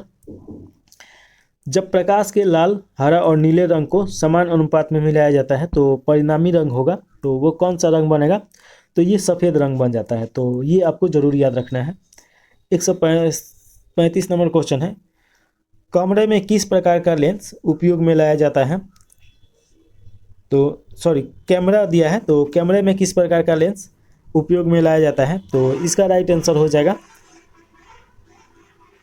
उत्तर लेंस उपयोग में लाया जाता है। तो ऑप्शन नंबर ए इसका सही है 135 का। इसके बाद 136 नंबर क्वेश्चन देखिए। आइरिस का क्या काम होता है? तो देखिए कि आंख में आने वाले प्रकाश की मात्रा को नियंत्रित करता है आइरिस। तो ऑप्शन नंबर ए सही है। यहाँ पे अब पूछ रहा है 137 नंबर क्वेश्चन। निकट दृष्टि दोष से पीड़ित व्यक्ति के चश्मे में प्रयोग किया जाता है। तो देखिए कि एक चीज़ हम आपको बता रहे हैं कि थोड़ा सा इसके बारे में समझा देते हैं। अगर निकट दृष्टि दोष है किसी को, तो उसे निकट का वस्तु तो अच्छा से दिखाई देगा लेकिन दूर का वस्तु उसके साफ दिखाई नहीं देता है। और वहीं पे जब दूर दृष्टि दोष होता है तो दूर का वस्तु साफ दिखाई देता है, नज़दीक का वस्तु ठीक से नहीं दिखाई देता है। तो ये आपको याद रखना है। तो अगर देखिए कि निकट का वस्तु है यानी कि दूर का वस्तु उससे साफ दिखाई नहीं दे रहा होगा, तो वहाँ पे अवतल लेंस लगता है। और उसके बाद दूर दृष्टि दोष रहेगा तो वहाँ पे उत्तल लेंस लगेगा। तो 137 का राइट आंसर आपका सी हो जाएगा। अवतल लेंस यहाँ पे काम करेगा। तो ऑप्शन नंबर सी सही है। और वही क्वेश्चन फिर पढ़ के पूछ दिया कि दूर दृष्टि निवारण के लिए काम में लिया जाता है, तो दूर दृष्टि के लिए कौन सा होगा? उत्तल दर्पण होगा। तो राइट आंसर बी हो जाएगा इसका 138 का। उत्तर दर्पण दे रहा है, उत्तर लेंस हो जाएगा, लेंस न काम में लिया जाता है। तो ऑप्शन नंबर सी इसका सही है 138 का। चलिए इसके बाद अगला क्वेश्चन है। दूरबीन का आविष्कार किया था, तो जानते ही हैं कि दूरबीन का आविष्कार गैलीलियो के द्वारा किया गया था। तो राइट आंसर ए हो जाएगा। 139 नंबर क्वेश्चन है, तो 139 का ए हो जाएगा। उसके बाद एडिसन के द्वारा बल्ब का आविष्कार किया गया था। ग्राहम बेल के द्वारा आपका टेलीफोन का आविष्कार किया गया था। तो ये आपको याद रखना है। 139 के बाद हम लोग अगला क्वेश्चन 140 नंबर देखेंगे लोग। तो देखिए 140 पूछ रहा है। आँख की रेटिना के परंपरागत कैमरा के निम्नलिखित में से किस भाग से तुलना की जा सकती है? तो इसका राइट आंसर हो जाएगा 140 का ए हो जाएगा। फिल्म से किया जा सकता है। जो कैमरा रहता है, देखिए फिल्म में रंगीन दिखाई देता है, तो आँख जो होता है तो ये भी जो रहता है ये भी तो रंगीन दिखाई देता है। तो ऑप्शन नंबर ए सही है। अगला 41 नंबर क्वेश्चन है, किसी अवशेषित चालक का संपूर्ण आवेश उसके कितना होगा ये पूछा जा रहा है। तो इसका राइट आंसर बी हो जाएगा, बाहरी पृष्ठ पर रहता है। तो ऑप्शन नंबर बी सही है। अगला क्वेश्चन है 142, वस्तुओं का आवेशन किसके स्थानांतरण के फलस्वरूप होता है। तो इसका राइट आंसर ए हो जाएगा, इलेक्ट्रॉन के फलस्वरूप होता है। तो ऑप्शन नंबर ए सही है। 143 नंबर क्वेश्चन है, आप कार में जा रहे हैं, यदि आसमान से बिजली गिरने वाली हो तो सुरक्षित रहने के लिए क्या होगा, मतलब क्या कीजिएगा आप। तो देखिए, कार की खिड़की बंद कर लेंगे और उसी में रहना चाहिए, बाहर नहीं आना चाहिए। तो ऑप्शन नंबर ए इसका सही हो जाएगा 143 का। चलिए, इसके बाद अगला क्वेश्चन है 143 के बाद 144 नंबर क्वेश्चन पूछा जा रहा है, दो स्थिर आवेशों के बीच लगने वाला बल उसकी मात्राओं के गुणनफल के अनुक्रमानुपाती तथा उसके बीच की दूरी के वर्ग के व्युत्क्रमानुपाती होता है। तो यह नियम क्या बता रहा है, यही पूछा है। तो इसका राइट आंसर आपका सी हो जाएगा, कूलॉम का नियम ये प्रदर्शित कर रहा है। चलिए, अगला क्वेश्चन है 145 नंबर क्वेश्चन पूछा जा रहा है। इसमें पूछा जा रहा है कि किसी विद्युत परिपथ में इकाई धन आवेश को एक बिंदु से दूसरे बिंदु तक ले जाने के लिए किए गए कार्य द्वारा मापा जाता है। तो उन बिंदुओं के बीच की डैश है, यानी कि वो विभवांतर मापता है। तो ऑप्शन नंबर बी ये सही है। ये तो बहुत इजी क्वेश्चन है। तो 145 का आपका बी हो जाएगा। और 146 नंबर क्वेश्चन देखिए, सर्वाधिक विद्युत चालकता वाला तत्व है। तो ये तो आप सब कोई जानता है कि चांदी हो जाएगा। ऑप्शन नंबर ए सही है। चांदी के बाद आपका कॉपर आता है, फिर एल्युमिनियम आता है। तो ये आपका राइट आंसर ये हो जाएगा 146 का। इसके बाद अगला क्वेश्चन 147 नंबर है,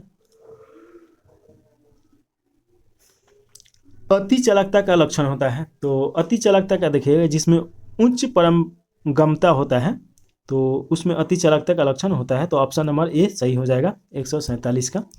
तो 147 का राइट आंसर ए है। इसके बाद अगला क्वेश्चन है, अधातुएं विद्युत की कुछ चालकता होती है, इसका क्या कारण होता है। तो उसमें मुक्त इलेक्ट्रॉन नहीं होते हैं, जिसके कारण उसमें विद्युत का प्रवाह नहीं हो पाता है। तो इसीलिए ये कुचालक होता है लोग। तो ऑप्शन नंबर ए सही है।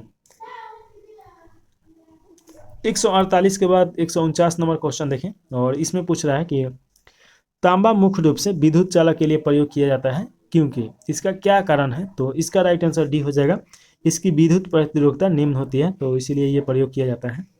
ऑप्शन के हिसाब से डी नंबर सही है। 149 के बाद 150 नंबर क्वेश्चन पूछा जा रहा है कि आपस में जुड़ी दो आवेशित वस्तुओं के बीच विद्युत धारा नहीं बहती है यदि वे होते हैं, अगर वे समान विभव के रहते हैं तो उसमें प्रवाहित नहीं होता है। तो ऑप्शन नंबर सी ये सही है। अगला क्वेश्चन है 151 नंबर, प्रतिवर्ती धारा यानी कि एसी, दृष्टि धारा यानी कि डीसी में परिवर्तन करने वाली युक्ति को कहते हैं।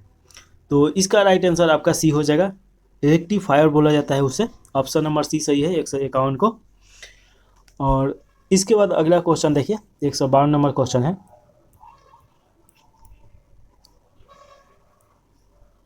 विद्युत फिटिंग्स में एक तार को भूसंपर्कित किया जाता है, इसका क्या कारण होता है। तो इसका राइट आंसर ये हो जाएगा, लघु परिपथ या लघु पथन हो जाए तो धारा भूमि में चली जाए। तो ये आप याद रखिएगा कि शॉर्ट सर्किट से बचने के लिए ये तार लगाया जाता है।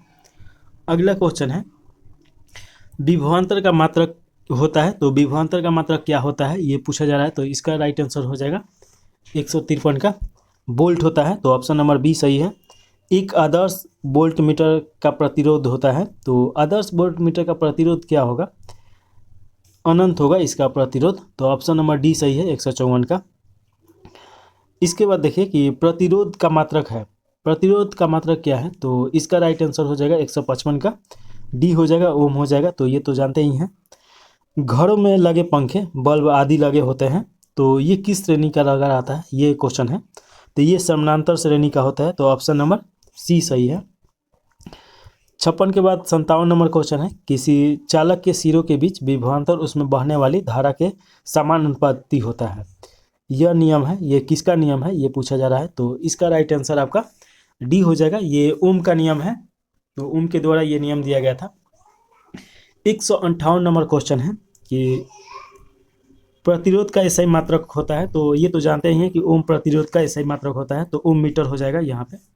अगला क्वेश्चन है 159 नंबर, यदि 3 ओम और 6 ओम के प्रतिरोध समानांतर क्रम में जोड़े जाएं तो संपूर्ण प्रतिरोध होगा, तो कितना प्रतिरोध हो जाएगा, तो ये पूछा जा रहा है। तो ये 2 ओम हो जाएगा, तो ऑप्शन नंबर सी सही है। 160 नंबर क्वेश्चन पूछा जा रहा है, एक शुष्क सेल में कौन सी ऊर्जा पाया जाता है। तो देखिए कि शुष्क सेल मतलब क्या हो जाएगा कि जैसे टॉर्च का जो बैटरी होता है वो भी शुष्क सेल के अंतर्गत आता है, जो सूखा हुआ हो। तो इसका राइट आंसर हो जाएगा रसायन होता है उसमें, और वह रासायनिक ही क्या हो जाता है, ऊर्जा में बदलता है। तो रसायन ऊर्जा को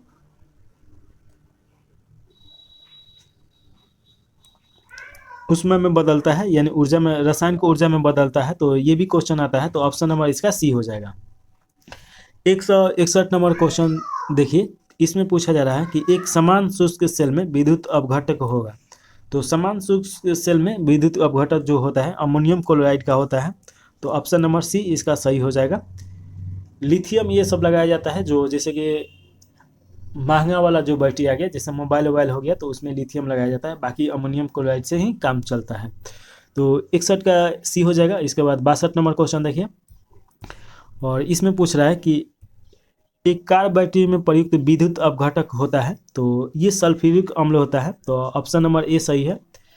163 नंबर क्वेश्चन देखिए, वोल्टीय सेल के आविष्कारक हैं। तो वोल्टीय सेल देखिए कि एलिजांड्रो वोल्टा होंगे, और इन्हीं के नाम पे रखा गया है, तो ऑप्शन नंबर सी सही है। शुष्क सेल होता है, तो ऑप्शन इसका देखिए कि राइट आंसर हो जाएगा, प्राथमिक सेल में इसे गिना जाता है। 165 नंबर क्वेश्चन पूछा जा रहा है,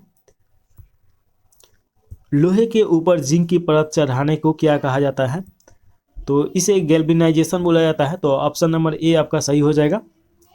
165 का राइट आंसर ए सही है। इसके बाद 66 नंबर क्वेश्चन देखिए, वैद्युत अपघटक संबंधित नियम किसने प्रतिपादित किया था।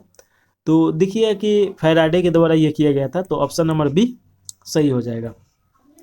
167 नंबर क्वेश्चन है, विद्युत फ्यूज में इस्तेमाल किए जाने वाले मिश्र धातु में है, तो कौन सा है। तो इसका राइट आंसर सी हो जाएगा। निम्न विशिष्ट प्रतिरोध और निम्न गलनांक होना चाहिए, तो ऑप्शन नंबर सी सही है। 167 के बाद 168 नंबर क्वेश्चन में पूछा जा रहा है,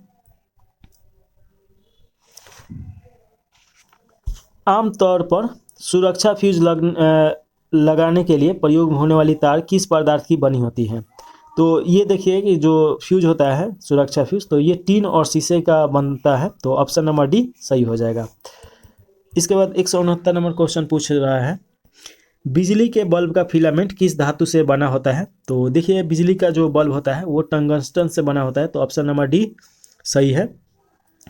170 नंबर क्वेश्चन है कि विद्युत हीटर का एलिमेंट निम्नलिखित में से किस धातु का बना होता है। तो ये तो आप जानते ही हैं, नाइक्रोम का बना होता है, ऑप्शन नंबर ए सही हो जाएगा। अगला क्वेश्चन, यदि 100 वाट वाले 10 बल्ब प्रतिदिन 1 घंटा जलते हैं तो प्रतिदिन विद्युत ऊर्जा के उपयोग का मान होगा, यानी कि कितना होगा। तो ऑप्शन नंबर ए हो जाएगा 1 यूनिट। तो यानी 1 यूनिट जलाइए तो 100 वाट वाले 10 बल्ब 1 घंटा आप जला सकते हैं, और 1 बल्ब होगा तो 10 घंटा जला सकते हैं, तो ये तो आसान है, तो ऑप्शन नंबर ए सही है। अगला क्वेश्चन है, त्वरित चालक का आविष्कारक कौन है। तो बेंजामिन फ्रैंकलिन, ये तो आप जानते हैं, ऑप्शन नंबर सी इसका राइट आंसर हो जाएगा 172 का। 172 के बाद 173 नंबर क्वेश्चन देखिए, निम्न में से कौन विद्युत चुंबकीय है। तो विद्युत चुंबकीय इसमें से कौन सा है। तो इसका राइट आंसर सी हो जाएगा, जो क्रोमियम है ये विद्युत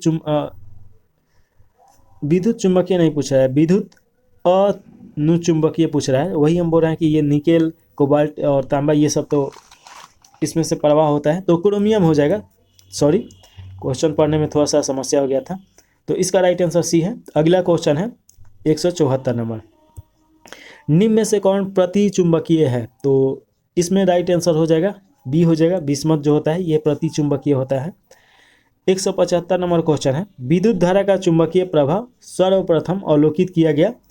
तो इसका राइट आंसर बी हो जाएगा, और स्टेट के द्वारा किया गया था। तो इसमें कुछ समझाने वाला आ नहीं रहा है, और इस समय समझाएंगे तो वो बड़ा टॉपिक है, तो यहाँ पे हो नहीं पाएगा। जो आसानी से समझाया जा सके तुरंत, तो वो उसी पे हम लोग चर्चा करेंगे लोग, बाकी ऐसे ही देखेंगे लोग। तो अभी देखिएगा कि कितना पढ़े हैं। चलिए इसके बाद 176 नंबर क्वेश्चन है, विद्युत चुंबकीय प्रेरण के नियमों का उपयोग निम्न में से किसको बनाने में प्रयोग किया जाता है या उपयोग किया जाता है। तो ये देखिए कि जनित बनाने में, यानी जनरेटर, तो इसका उपयोग किया जाता है। तो ऑप्शन नंबर डी हो जाएगा इसका सही। इसके बाद 177 नंबर क्वेश्चन है, विद्युत मोटर निम्न सिद्धांत के अनुसार कार्य करता है। तो विद्युत मोटर जो होता है फैराडे के नियम के द्वारा ये काम करता है। तो ऑप्शन नंबर ए सही है। अगले का क्वेश्चन है 178 नंबर पूछा जा रहा है कि ट्रांसफार्मर क्या है। तो अभी कुछ देरी पहले इसके बारे में हम लोग समझे भी थे। तो इसका राइट आंसर बी हो जाएगा। ये एसी वोल्टेज को घटाने और बढ़ाने में प्रयुक्त किया जाता है। तो ऑप्शन नंबर ए सही है। लेंज का नियम निम्नलिखित में से किसके लिए आवश्यक है। तो लेंज का नियम जो देखिएगा कि ऊर्जा संरक्षण के नियम के लिए है। तो ऑप्शन नंबर ए सही हो जाएगा। इसके बाद 180 नंबर क्वेश्चन है, परमाणु के नाभिक में होते हैं। तो ये अब देखिए कि परमाणु के नाभिक में प्रोटॉन और न्यूट्रॉन होता है। अगर परमाणु का कभी मान पूछ दिए और प्रोटॉन, न्यूट्रॉन और इलेक्ट्रॉन का मान दिया गया है, तो इन दोनों को जोड़ दीजिएगा तो परमाणु के नाभिक का मान निकल जाएगा। तो ऑप्शन नंबर ए सही है। चलिए इसके बाद 181 नंबर क्वेश्चन है, न्यूट्रॉन की खोज की गई थी। तो न्यूट्रॉन की खोज कौन किया था ये पूछा है। तो ऑप्शन नंबर ए सही है, चैडविक के द्वारा किया गया था। तो राइट आंसर सी हो जाएगा। 181 के बाद 182 नंबर क्वेश्चन है, परमाणु क्रमांक कहते हैं। तो परमाणु क्रमांक किसे बोला जाता है। तो ऑप्शन नंबर बी सही हो जाएगा, नाभिक में उपस्थित प्रोटॉनों की संख्या को परमाणु का क्रमांक बोला जाता है। तो ये आपको याद रखना है। चलिए इसके बाद अगला क्वेश्चन है, जिस तत्व के परमाणु में 2 प्रोटॉन, 2 न्यूट्रॉन और 2 इलेक्ट्रॉन हो, उस तत्व का द्रव्यमान संख्या कितना हो जाएगा। तो इसका राइट आंसर बी हो जाएगा। इन दोनों को जोड़ देना है, प्रोटॉन और न्यूट्रॉन को, तो ऐसे ही निकल जाएगा इसका द्रव्यमान संख्या। तो ऑप्शन नंबर बी सही है। नाभिक का आकार होता है। तो देखिए नाभिक का जो आकार होता है 10⁻⁻15 होता है। तो ये याद रखिएगा। तो ऑप्शन नंबर डी इस सही हो जाएगा, नाभिक का आकार। चलिए अगला क्वेश्चन है 184 के बाद 185 नंबर, और इसमें पूछा जा रहा है कि पोजिट्रॉन की खोज किसने की थी। तो इसका राइट आंसर हो जाएगा एंडरसन हो जाएगा। तो ऑप्शन नंबर डी सही है। इसके बाद 186 नंबर क्वेश्चन पूछा जा रहा है कि हाइड्रोजन परमाणु के न्यूक्लियस में प्रोटॉनों की संख्या ज्ञात करें। तो इसका राइट आंसर हो जाएगा 1 हो जाएगा, यानी ऑप्शन नंबर बी सही है, इसमें 1 होता है। अगला 187 नंबर क्वेश्चन है, इलेक्ट्रॉन की खोज किसने किया था। तो जे थॉमसन के द्वारा इलेक्ट्रॉन की खोज किया गया था। तो इसका राइट आंसर ए हो जाएगा 187 के बाद। 188 नंबर क्वेश्चन पूछा जा रहा है, इलेक्ट्रॉन वहन करता है। तो इलेक्ट्रॉन जो होता है एक यूनिट ऋण आवेश वहन करता है। तो ऑप्शन नंबर ए सही है। 189 नंबर क्वेश्चन देखिए, ऐसे परमाणु जिनके परमाणु क्रमांक समान परंतु परमाणु द्रव्यमान भिन्न भिन्न होते हैं क्या कहलाते हैं। तो ऐसे जो परमाणु होते हैं इन्हें हम समस्थानिक बोला जाता है। तो ऑप्शन नंबर बी सही है। 190 नंबर क्वेश्चन पूछा जा रहा है कि समस्थानिक गुण पाए जाते हैं। तो ये देखिए कि ये तत्व में पाया जाता है। 191 नंबर क्वेश्चन है, एक भारी नाभिक के 2 हल्के नाभिक में टूटने की प्रक्रिया को क्या बोलते हैं। तो इसे नाभिकीय विखंडन के नाम से जाना जाता है। और जब 2 नाभिक मिलकर एक नाभिक बनेगा तो उसे नाभिकीय संलयन के नाम से जाना जाता है। चलिए अगला क्वेश्चन है 192 नंबर, 2 हल्के नाभिक मिलकर भारी नाभिक का निर्माण करते हैं। तो इस प्रक्रिया को क्या बोला जाता है। तो ये नाभिकीय संलयन हो जाता है, अभी हम बताए थे। ऑप्शन नंबर बी सही है। इसके बाद 193 नंबर क्वेश्चन है कि परमाणु बम यानी एटम बम का सिद्धांत है। तो ये नाभिकीय विखंडन पे काम करता है। तो ऑप्शन नंबर इसका बी सही हो जाएगा। और जो हाइड्रोजन बम होता है वो नाभिकीय संलयन पे काम करता है। तो ये भी आपको याद रखना है। चलिए अगला जो क्वेश्चन है 194 नंबर क्वेश्चन पूछा जा रहा है, और इसमें पूछा जा रहा है कि रेडियो सक्रियता पदार्थ उत्सर्जित करता है। तो जो रेडियो सक्रियता पदार्थ रहता है अल्फा, बीटा, गामा तीनों किरणें उत्सर्जित करता है। इस प्रकार राइट आंसर डी हो जाएगा। 195 नंबर क्वेश्चन है, कोबाल्ट 16 आमतौर पर विकिरण चिकित्सा में प्रयुक्त होता है क्योंकि यह उत्सर्जित करता है। तो ये कौन सा ये उत्सर्जित करता है। तो इसका राइट आंसर हो जाएगा आपका सी हो जाएगा, गामा किरण उत्सर्जित करता है। और अल्फा कोबाल्ट 16 के द्वारा कैंसर जैसे रोगों का या बीमारी का इसमें इलाज किया जाता है। तो ये भी आपको याद रखना है। नाभिकीय रिएक्टर में निम्नलिखित में से किस मंदक के रूप में प्रयोग किया जाता है? तो देखिए ग्रेफाइट जो होता है ये कार्बन का ही एक अपरूप है, इसे मंदक के रूप में उपयोग किया जाता है। तो ऑप्शन नंबर बी सही हो जाएगा। इसके बाद 197 नंबर क्वेश्चन है, परमाणु पाइल का प्रयोग कहाँ किया जाता है? तो इसका राइट आंसर बी हो जाएगा। नाभिकीय विखंडन में प्रचालक के रूप में प्रयोग किया जाता है। 197 के बाद 198 नंबर क्वेश्चन है,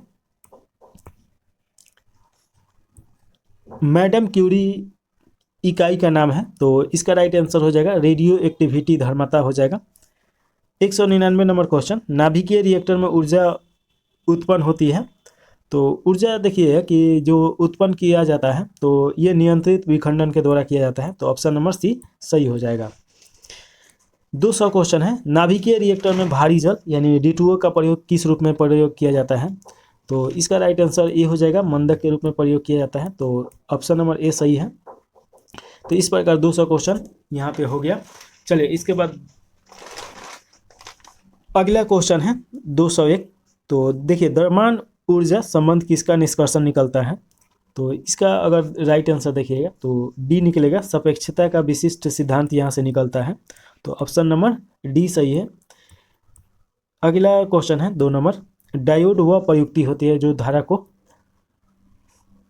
एक दिशा में प्रवाहित होने देती है। तो ऑप्शन नंबर ए सही है। देखिए कि जो बैटरी में लगा रहता है, आप कभी टॉर्च वाला बैटरी देखे होंगे या, तो उसमें देखिएगा कि इधर ऐसे रहता है और एक इधर रहता है, यानी कि एक माइनस एक प्लस चार्ज होता है, उसके बीच में एक रड की तरह लगा रहता है, कभी उसके अंदर देखे होंगे तो इसी को डायोप्टर बोला जाता है। तो ये एक दिशा में प्रवाहित होने में मदद करता है। तो ये आपको याद होना चाहिए।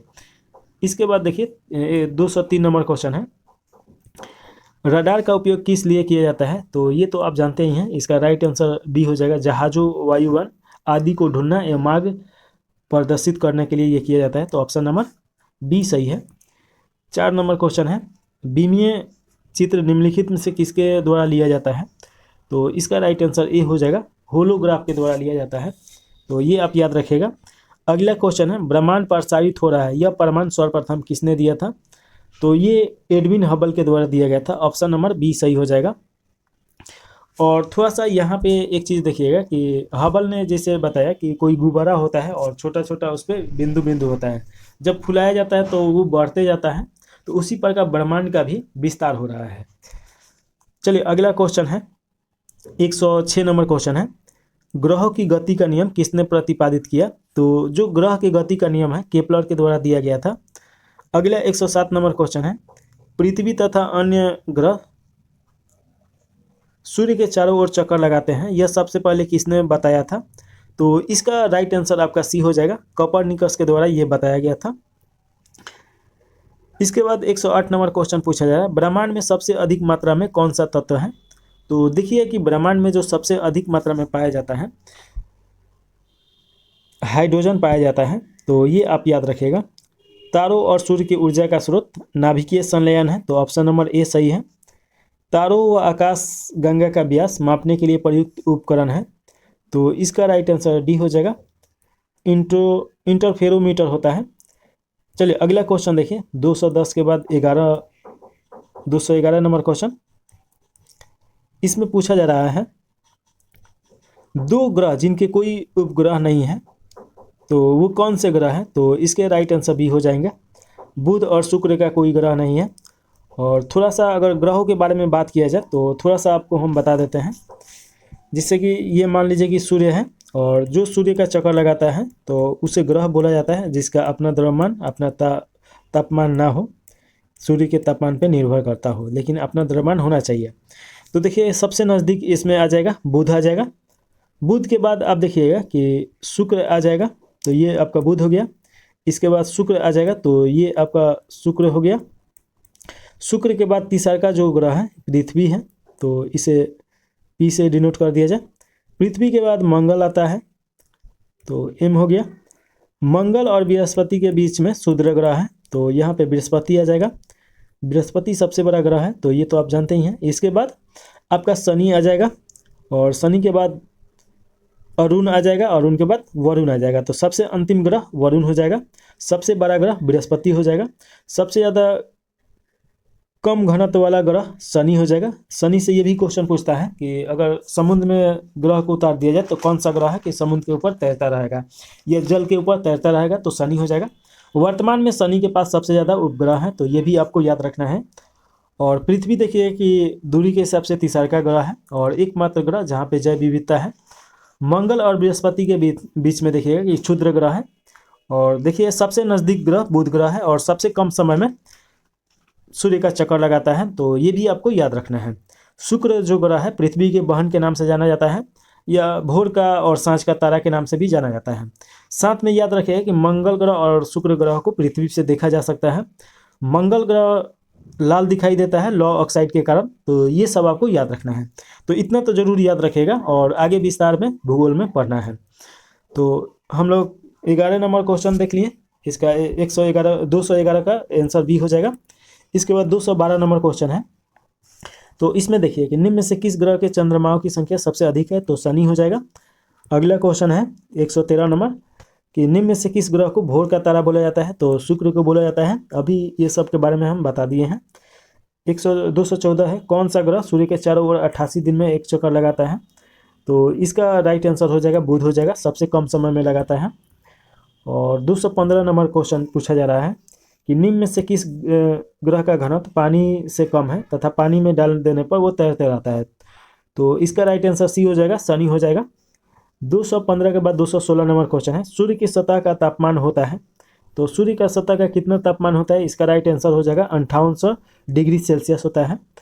अगला क्वेश्चन है सूर्य के सबसे निकट तारा कौन सा है, तो इसका राइट आंसर हो जाएगा आपका डी हो जाएगा, प्रोक्सिमा सेंटोरी होता है, तो ऑप्शन नंबर डी सही है। इसके बाद 218 नंबर क्वेश्चन नेपच्यून की खोज की, तो नेपच्यून किनके द्वारा खोजा गया, तो इसका राइट आंसर ए हो जाएगा, गैले के द्वारा। सूर्य के निकट स्थिर ग्रह है, तो सूर्य के निकट कौन सा ग्रह है, तो ऑप्शन नंबर ए सही हो जाएगा, बुध ग्रह है। सौरमंडल का सबसे छोटा ग्रह बुध ग्रह है। सौरमंडल का सबसे बड़ा ग्रह बृहस्पति है, तो ऑप्शन नंबर बी हो जाएगा। और 21 के बाद 221 के बाद 222 नंबर क्वेश्चन है, तो चलिए इसे देखा जाए। निम्नलिखित में से कौन सा एक तारा पृथ्वी के सर्वाधिक समीप है, तो इसका राइट आंसर सूर्य हो जाएगा और ऊर्जा का एकमात्र स्रोत भी सूर्य ही है। सौर परिवार में क्षुद्र ग्रह पट्टी एक ऐसा क्षेत्र है जो कक्षाओं के बीच में है, तो इसका राइट आंसर हो जाएगा बी हो जाएगा, मंगल और बृहस्पति के बीच में है। अगला क्वेश्चन है 224 नंबर हैली का धूमकेतु सूर्य की परिक्रमा करता है, तो देखिएगा कि इसका राइट आंसर डी हो जाएगा, 76 वर्ष में एक बार ये अपना परिक्रमा करता है। इसके बाद देखिए 225 नंबर क्वेश्चन मनुष्य ने पहली बार किस वर्ष चांद पर कदम रखा था, तो इसका राइट आंसर सी हो जाएगा, 1969 में रखा गया था आर्मनिमस्टन के द्वारा, और ये हो जाएगा रसिया का प्रक्षेपित यान था उसके द्वारा। इसके बाद अगला क्वेश्चन है अंतरिक्ष यात्री को आकाश का रंग कैसा दिखाई देता है, तो ये भी हम बताए थे, अंतरिक्ष के यात्री जो रहता है लोग काला दिखाई देता है, तो 26 का देखिएगा डी हो जाएगा। 227 नंबर क्वेश्चन है लाल ग्रह के नाम से जाना जाता है, तो ये मंगल ग्रह हो जाएगा, ऑप्शन नंबर सी में दिया गया है, तो राइट आंसर सी हो जाएगा। 228 नंबर क्वेश्चन है पृथ्वी सूर्य का एक चक्कर कितने समय में पूरा करता है, तो इसका राइट आंसर आपका सी हो जाएगा, 228 का 365.25 दिन हो जाएगा, तो ऑप्शन नंबर ये हो जाएगा। और ये ही 25% जो है ये जुड़ते रहता है, तो 4 वर्षों में एक दिन मिलता है, तो उससे लीप वर्ष के नाम से जाना जाता है। और लीप वर्ष देखिएगा कि 366 दिन का होता है। चलिए इसके बाद और लीप वर्ष में ही फरवरी जो माह होता है जो उसमें 29वां दिन आता है। 229 नंबर क्वेश्चन है पेरिस स्थित अंतर्राष्ट्रीय खगोल संघ के माइनर प्लेनेट सेंटर में प्लूटो का कौन सा नया दिया गया है, तो इसका राइट आंसर हो जाएगा ए हो जाएगा, जो नाम दिया गया है 134340 दिया गया है, तो ऑप्शन नंबर ए सही हो जाएगा। चलिए इसके बाद अगला क्वेश्चन है 29 के बाद 30 नंबर क्वेश्चन मीथेन किसके वायुमंडल में उपस्थित है, तो वो कौन सा हो जाएगा, तो 230 का राइट आंसर आपका हो जाएगा सी हो जाएगा, बृहस्पति के में है। एक खगोलीय इकाई निम्न के बीच की औसत दूरी होती है, तो एक खगोलीय जो इकाई देखिएगा, जो दूरी होता है पृथ्वी और सूर्य के बीच के दूरी को बोला जाता है। तो ऑप्शन नंबर ए सही है। अगला क्वेश्चन है 232। ब्लैक होल के सिद्धांत को प्रतिपादित किया था तो एस चंद्रशेखर ने प्रतिपादित किया था और इसके लिए उन्हें नोबेल प्राइज भी मिल चुका है। अगला क्वेश्चन है आकाशीय पिंड का अध्ययन करने वाले भौतिक विज्ञान की शाखा को क्या बोला जाता है? तो इसका राइट आंसर एस्ट्रोफिजिक्स हो जाएगा। तो ऑप्शन नंबर ए सही है। कॉस्मिक किरणें की खोज किसने किया था? तो इसका राइट आंसर बी हो जाएगा, विक्टर हेस्ट के द्वारा किया गया था। अगला क्वेश्चन है 235 नंबर। रडार के आविष्कारक थे तो इसका राइट आंसर डी हो जाएगा, रॉबर्ट वाटसन। गुरुत्वाकर्षण नियमों के आविष्कारक कौन है? तो इसके राइट आंसर हो जाएगा बी, न्यूटन के द्वारा। अगला क्वेश्चन है 237 नंबर। नोबेल पुरस्कार अल्फ्रेड नोबेल के नाम पर शुरू किया गया था, जिन्होंने खोज की थी, तो इनके द्वारा खोजा गया था डायनामाइट के। तो राइट आंसर डी हो जाएगा। अगला क्वेश्चन है 238वां क्वेश्चन है, ये टेलीविज़न का आविष्कार किसने किया था? तो जे एड बेयर्ड के द्वारा किया गया था। तो ऑप्शन नंबर सी हो जाएगा। इसके बाद 239 नंबर क्वेश्चन पूछा जा रहा है, राइट बर्डन ने किसका आविष्कार किया था? तो ये विमान का आविष्कार किए थे, तो ये तो आप जानते ही हैं। इसके बाद 240 नंबर क्वेश्चन है, एक्सरे का आविष्कार किसने किया था? तो रोजेंट के द्वारा किया गया था। ऑप्शन नंबर बी सही हो जाएगा। अगला क्वेश्चन है 241 नंबर। परमाणु बम का विकास किसने किया? तो जे रॉबर्ट और ओपेन हीमर के द्वारा किया गया था। ऑप्शन नंबर ए सही है। 241 के बाद 242 नंबर क्वेश्चन है, प्रक्षेपात का विकास किसने किया? तो इसका राइट आंसर ए हो जाएगा, वर्नर वन ब्रॉन के द्वारा किया गया था। 243 नंबर क्वेश्चन है, हाइड्रोजन बम किसने विकसित किया? तो इसका राइट आंसर हो जाएगा बी हो जाएगा, एडवर्ड टेलर के द्वारा किया गया था। अगला क्वेश्चन है, इलेक्ट्रॉन सूक्ष्मदर्शी का आविष्कार किसने किया था? तो इसका राइट आंसर ए हो जाएगा, नील और रुस्का के द्वारा किया गया था। अगला क्वेश्चन है 245। स्कूटर के आविष्कारक है, तो स्कूटर के आविष्कारक ब्रॉड शॉ है। चलिए 246वां नंबर क्वेश्चन है, सापेक्षित आर्द्रता नापी जाती है, तो ये देखिएगा कि हाइग्रोमीटर में मापा जाता है। तो ऑप्शन नंबर बी सही हो जाएगा। लेक्टोमीटर में दूध की शुद्धता मापा जाता है और हाइड्रोमीटर में देखिएगा कि ये घनत्व मापा जाता है। 247 नंबर क्वेश्चन है, निम्न में से किसका उपयोग ऊंचाई मापने के लिए किया जाता है? तो इसका राइट आंसर सी हो जाएगा, अल्टीमीटर इसे बोला जाता है। और बैरोमीटर तो जानते ही हैं, वायु दाब, तो ये तो आपको पता ही है। इसके बाद 248 नंबर क्वेश्चन है, सूर्य की किरणों की तीव्रता मापने वाले उपकरण को क्या बोला जाता है? तो इसका राइट आंसर हो जाएगा सी हो जाएगा, एक्टिनोमीटर हो जाएगा। वह उपकरण कौन सा है जिसे समुद्रों की गहराई को मापने के लिए ध्वनि तरंग का उपयोग किया जाता है? तो इसका राइट आंसर हो जाएगा बी हो जाएगा, सोनार का उपयोग किया जाता है। अगला क्वेश्चन है, थर्मोस्टेट का प्रयोग किया जाता है, तो ये किस लिए प्रयोग किया जाता है? तो इसका सी हो जाएगा, तापमान को स्थिर रखने के लिए। आप देखिए कि इससे बोतल वोतल बनाया जाता है। अगला क्वेश्चन है 251 नंबर, निम्नलिखित युक्तियों में से किसको मोटर गाड़ियों के इंजन के ठंडा करने के लिए प्रयोग किया जाता है? तो इसका राइट आंसर सी हो जाएगा, रेडिएटर। आप देखते हैं कि गाड़ी के आगे रहता है जिसमें हमेशा पानी डाला जाता है। चलिए इसके बाद देखिए 252वां क्वेश्चन है, रिकॉर्ड करने और रिकॉर्ड की हुई डिक्टेशन को पुनः रिप्रोड्यूस करने के लिए प्रयुक्त उपकरण को कहा जाता है। तो इसका राइट आंसर क्या हो जाएगा? तो इसका राइट आंसर बी हो जाएगा, डिक्टोफोन बोला जाता है इसे। अगला क्वेश्चन है, सापेक्षता का सिद्धांत किसने दिया था? तो इसका राइट आंसर सी हो जाएगा, आइंस्टीन के द्वारा दिया गया था। लॉ ऑफ फ्लोटिंग सिद्धांत की खोज किसने की थी? तो इसका राइट आंसर डी हो जाएगा, आर्किमिडीज के द्वारा किया गया था। मेघानिच्छित रातें यानी कि मेघ भरा हुआ रातें, बादल जिसमें बहुत ज़्यादा रहता है, बादल को ही मेघ बोला जाता है। स्वच्छ रातें की तुलना में किसके कारण से अधिक गर्म होता है? तो इसका राइट आंसर हो जाएगा आपका डी हो जाएगा, स्थलीय विकिरण के कारण। तो ऑप्शन नंबर डी सही है। इसके बाद अगला 56 नंबर क्वेश्चन है, ध्वनि का एक अभिलंबन यानी तारतम्य है जो निर्भर करता है, यानी किस पे निर्भर करता है? तो इसका राइट आंसर बी हो जाएगा, आवृत्ति पे। अगला क्वेश्चन है 257, अभिदृश्यक की फोकस दूरी का नेत्रिका की फोकस दूरी से अनुपात किसके लिए एक से अधिक होता है? तो इसका राइट आंसर बी हो जाएगा, दूरदर्शक हो जाएगा। समानांतर क्रम में जुड़े प्रत्येक आर प्रतिरोध के तीन एक समान प्रतिरोधों का प्रभावी प्रतिरोध क्या होगा? तो इसका राइट आंसर बी हो जाएगा, r/3 हो जाएगा। अगला क्वेश्चन है 259 नंबर, गर्म मौसम में पंखा आराम का एहसास दिलाता है, इसका क्या कारण होता है? तो देखिए कि जो पसीना रहता है उसे सोख लेता है और उसे नमी देता है, तो इसका राइट आंसर डी हो जाएगा, हमारे पसीना दूरता से वापसित होता है। 259 के बाद 260 नंबर क्वेश्चन है, कॉस्मिक किरणें हैं, तो कॉस्मिक किरणें आवेशित और अनावेशित दोनों होता है, तो ऑप्शन नंबर सी सही हो जाएगा। अगला क्वेश्चन है, निम्नलिखित किरण युग्म में कौन सी प्राकृतिक में विद्युत चुंबकीय होती है? तो इसका राइट आंसर डी हो जाएगा, एक्स किरण एवं गामा किरण दोनों होगा।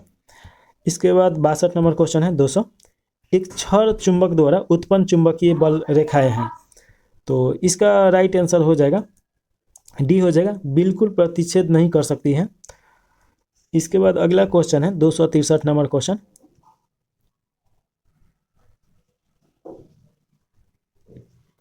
दो सौ तिरसठ में पूछा जा रहा है, एक चालक तार का विशिष्ट प्रतिरोध किन पर निर्भर करता है? तो इसका राइट आंसर सी हो जाएगा, केवल तार के पदार्थ पर, लेकिन न तो तार की लंबाई पर और न ही तार के अनुप्रस्थ परिच्छेद पर। तो इसका राइट आंसर 63 सही है। इसके बाद अगला क्वेश्चन है, जब एक्स किरणें उत्पन्न होती है तो क्या होता है? तो इसका राइट आंसर सी हो जाएगा, लक्ष्य ताप स्थिर रहता है। अगला क्वेश्चन देखिए 265 नंबर क्वेश्चन है, निम्नलिखित कथनों में से कौन सा एक कथन सही नहीं है? तो इसमें गलत कथन चुनना है। तो इसका देखिए कि मुक्त निलंबनीय चुंबक के अक्ष से जाते एक ऊर्ध्वाधर तल को चुंबकीय यमनोत्तर कहते हैं, ये तो सही है। पृथ्वी के घूर्णन अक्ष से जाते ऊर्ध्वाधर तल को भौतिकी यमनोत्तर बोला जाता है, ये भी सही है। जिस मात्रा में चुंबकीय क्षेत्र एक माध्यम का वेधन करता है वह माध्यम की अपेक्षित परागम कहलाती है, ये भी सही है। तो इसका मतलब कि डी सही गलत हो जाएगा और यही राइट आंसर हो जाएगा, तो इसे पढ़ने का कोई औचित्य नहीं बनता है, तो ऑप्शन नंबर डी सही है। इसके बाद देखिए 266वां नंबर क्वेश्चन, एक अवतल दर्पण के वक्रता केंद्र पर रखे वस्तु का प्रतिबिंब कहाँ बनेगा?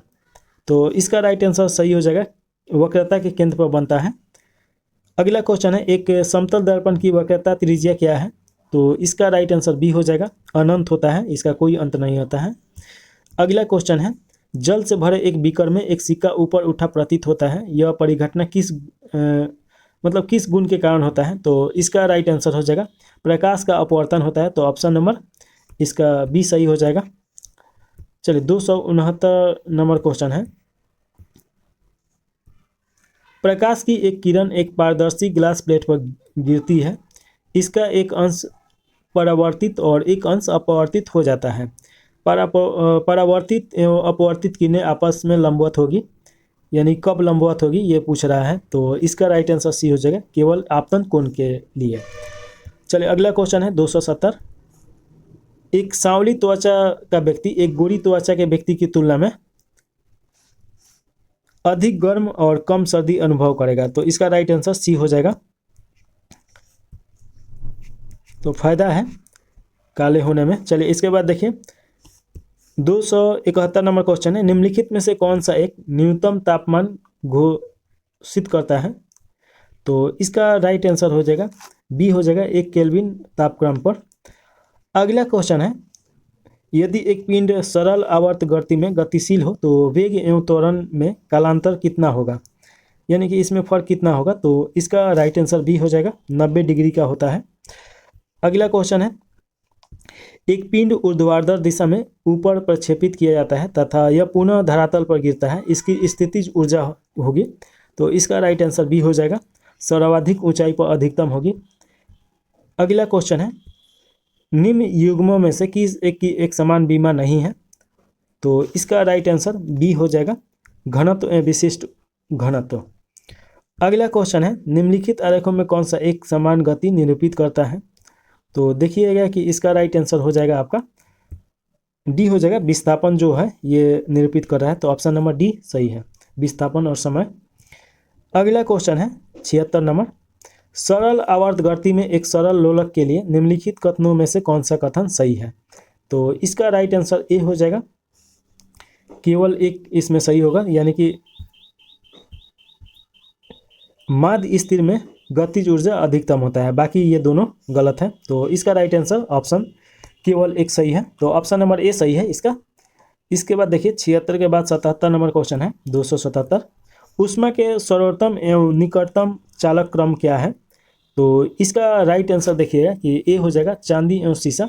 इसमें ऑप्शन के हिसाब से चांदी सबसे ज़्यादा और सीसा सबसे कम, तो ऑप्शन नंबर ए सही है। अगला क्वेश्चन है 278वां नंबर क्वेश्चन है, मोटर कार में शीतलक तंत्र यानी रेडिएटर किस सिद्धांत पर काम करता है? तो इसका राइट आंसर बी हो जाएगा कंबल संवहन के द्वारा। और अगला क्वेश्चन है 279, अत्यधिक ऊंचाई पर भोजन बनाने के लिए प्रेशर कुकर बेहतर है क्योंकि जल का क्वथनांक गिर जाता है, देखिएगा वहाँ पे निम्न होता है, तो ऑप्शन नंबर बी सही है, निम्नतर वायुमंडलीय दाब के कारण कम हो जाता है। अगला क्वेश्चन है 280वां, सौरमंडल में सर्वाधिक समान प्रकार की विकिरण ऊर्जा जो मनुष्य में त्वचा की धूप त्रमता का कारण होती है क्या कहलाती है? तो इसका राइट आंसर ए हो जाएगा पराबैंगनी किरण हो जाएगा। अगला क्वेश्चन है, निम्नलिखित पर विचार करना है और इसमें सही कथन नहीं है तो गलत कथन इसमें से चुनना है। तो इसका राइट आंसर देखिए कि निकट दृष्टि वाला व्यक्ति दूर वस्तुओं के स्पष्ट रूप से देख सकता है परंतु निकट वस्तुओं को समता से नहीं देख सकता है, तो ये तो सही है। इसमें पूछा है कौन सही नहीं है। निकट दृष्टि दोष वाला व्यक्ति दूर वस्तुओं को स्पष्टता यानी साफ देख सकता है परंतु निकट वस्तुओं को स्पष्टता से नहीं देख सकता है, तो ये तो सही है। अगला क्वेश्चन है, दीर्घ दृष्टि वाला व्यक्ति दूर वस्तुओं को स्पष्टता से नहीं देख सकता है, तो ये भी सही है।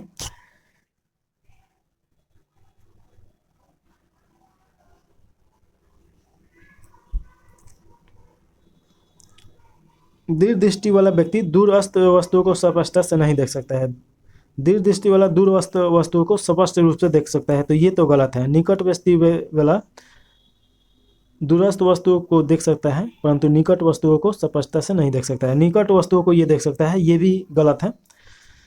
जरा दृष्टि दृष्टता वाला व्यक्ति निकटतम वस्तुओं का बिना संशोधित चश्मे के देख सकता है, ऐसा नहीं है। इसमें दोनों गड़बड़ रहता है, निकट और दूर। तो इसमें देखिए कि एक चश्मे में उत्तल और लेंस और अवतल लेंस दोनों लगाया जाता है, तो इस प्रकार तीनों गलत है, तो इसका राइट आंसर ए हो जाएगा 281 का। इसके बाद देखिए 282 नंबर क्वेश्चन है। इसमें पूछा जा रहा है कि निम्नलिखित कथनों पर विचार कीजिए और इसमें सही आंसर चुनना है। साफ आसमान दृश्य प्रकाश के नीले तरंगदैर्घ्य के अल्पविकर्ण के कारण नीला दिखाई देता है, ऐसा नहीं है, ये गलत हो जाएगा। धूल कण के कारण नीला दिखाई देता है। वायुमंडल में प्रकाश का रक्त भाग नीले प्रकाश की अपेक्षा अधिक प्रकरण करता है, ये भी गलत है। वायुमंडल की अनुपस्थिति में प्रकाश का प्रकरण नहीं होगा और आकाश कृष्ण दिखाई देगा, ये एकदम सही है। तो ऑप्शन नंबर केवल 3 है, तो ऑप्शन नंबर सी इसका राइट आंसर हो जाएगा। अगला क्वेश्चन है 283 नंबर, जब किसी शेविंग ब्रश को पानी से निकाला जाता है तब उसके बाल आपस में किस कारण चिपक जाते हैं? तो ये तो आप जानते हैं, इसका राइट आंसर बी हो जाएगा, पृष्ठ तनाव के कारण सभी चिपक जाता है, उन लोगों का पृष्ठ तनाव कम हो जाता है। अगला क्वेश्चन है, सरल आवर्त गति कर रहे कण पर कार्यशील बल होगा, तो इसका राइट आंसर सी हो जाएगा, विस्थापन के अनुक्रमान्वित होता है और माध्य स्थिर की ओर निर्देशित होता है, तो राइट आंसर सी सही है। अगला क्वेश्चन है 285, एक मनुष्य द्वारा भूमि पर लगाया गया दबाव सबसे कम होगा या सबसे अधिक कब होगा, ये पूछा जा रहा है। तो इसका राइट आंसर बी हो जाएगा, जब एक पैर की पादांगुली पर खड़ा होता है। चलिए इसके बाद अगला क्वेश्चन है 85 के बाद 86 नंबर क्वेश्चन, संचार में प्रयुक्त फाइबर ऑप्टिकल केबल किस सिद्धांत पर कार्य करता है? तो इसका राइट आंसर डी हो जाएगा, प्रकाश के पूर्ण आंतरिक परिवर्तन हो जाएगा। इसके बाद अगला क्वेश्चन है 87 नंबर, श्री सीवी रमन को किस क्षेत्र में कार्य करने के लिए नोबेल पुरस्कार दिया गया था?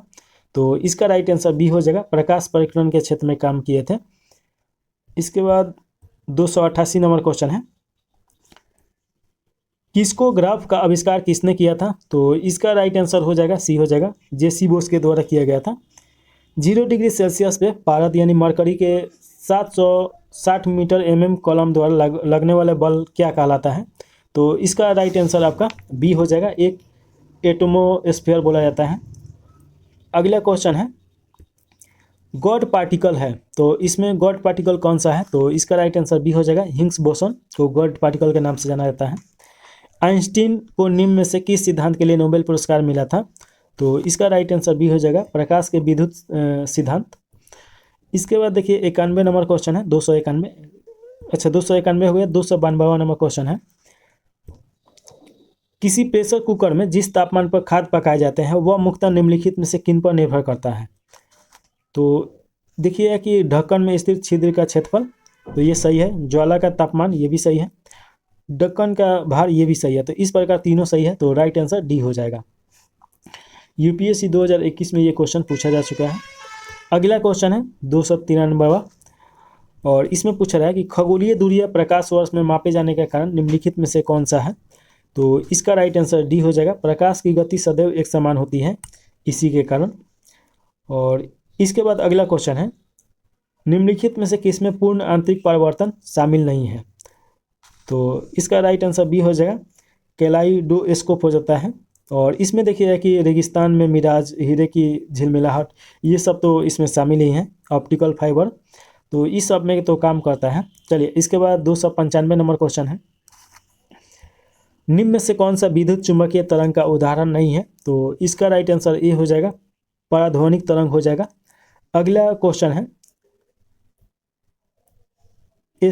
स्टेथोस्कोप में रोगी की दिल की धड़कन की ध्वनि डॉक्टर के कानों तक पहुंचती है, तो किस ध्वनि के कारण पहुंचता है, तो ध्वनि के बहु परावर्तन द्वारा। तो ऑप्शन नंबर बी सही हो जाएगा।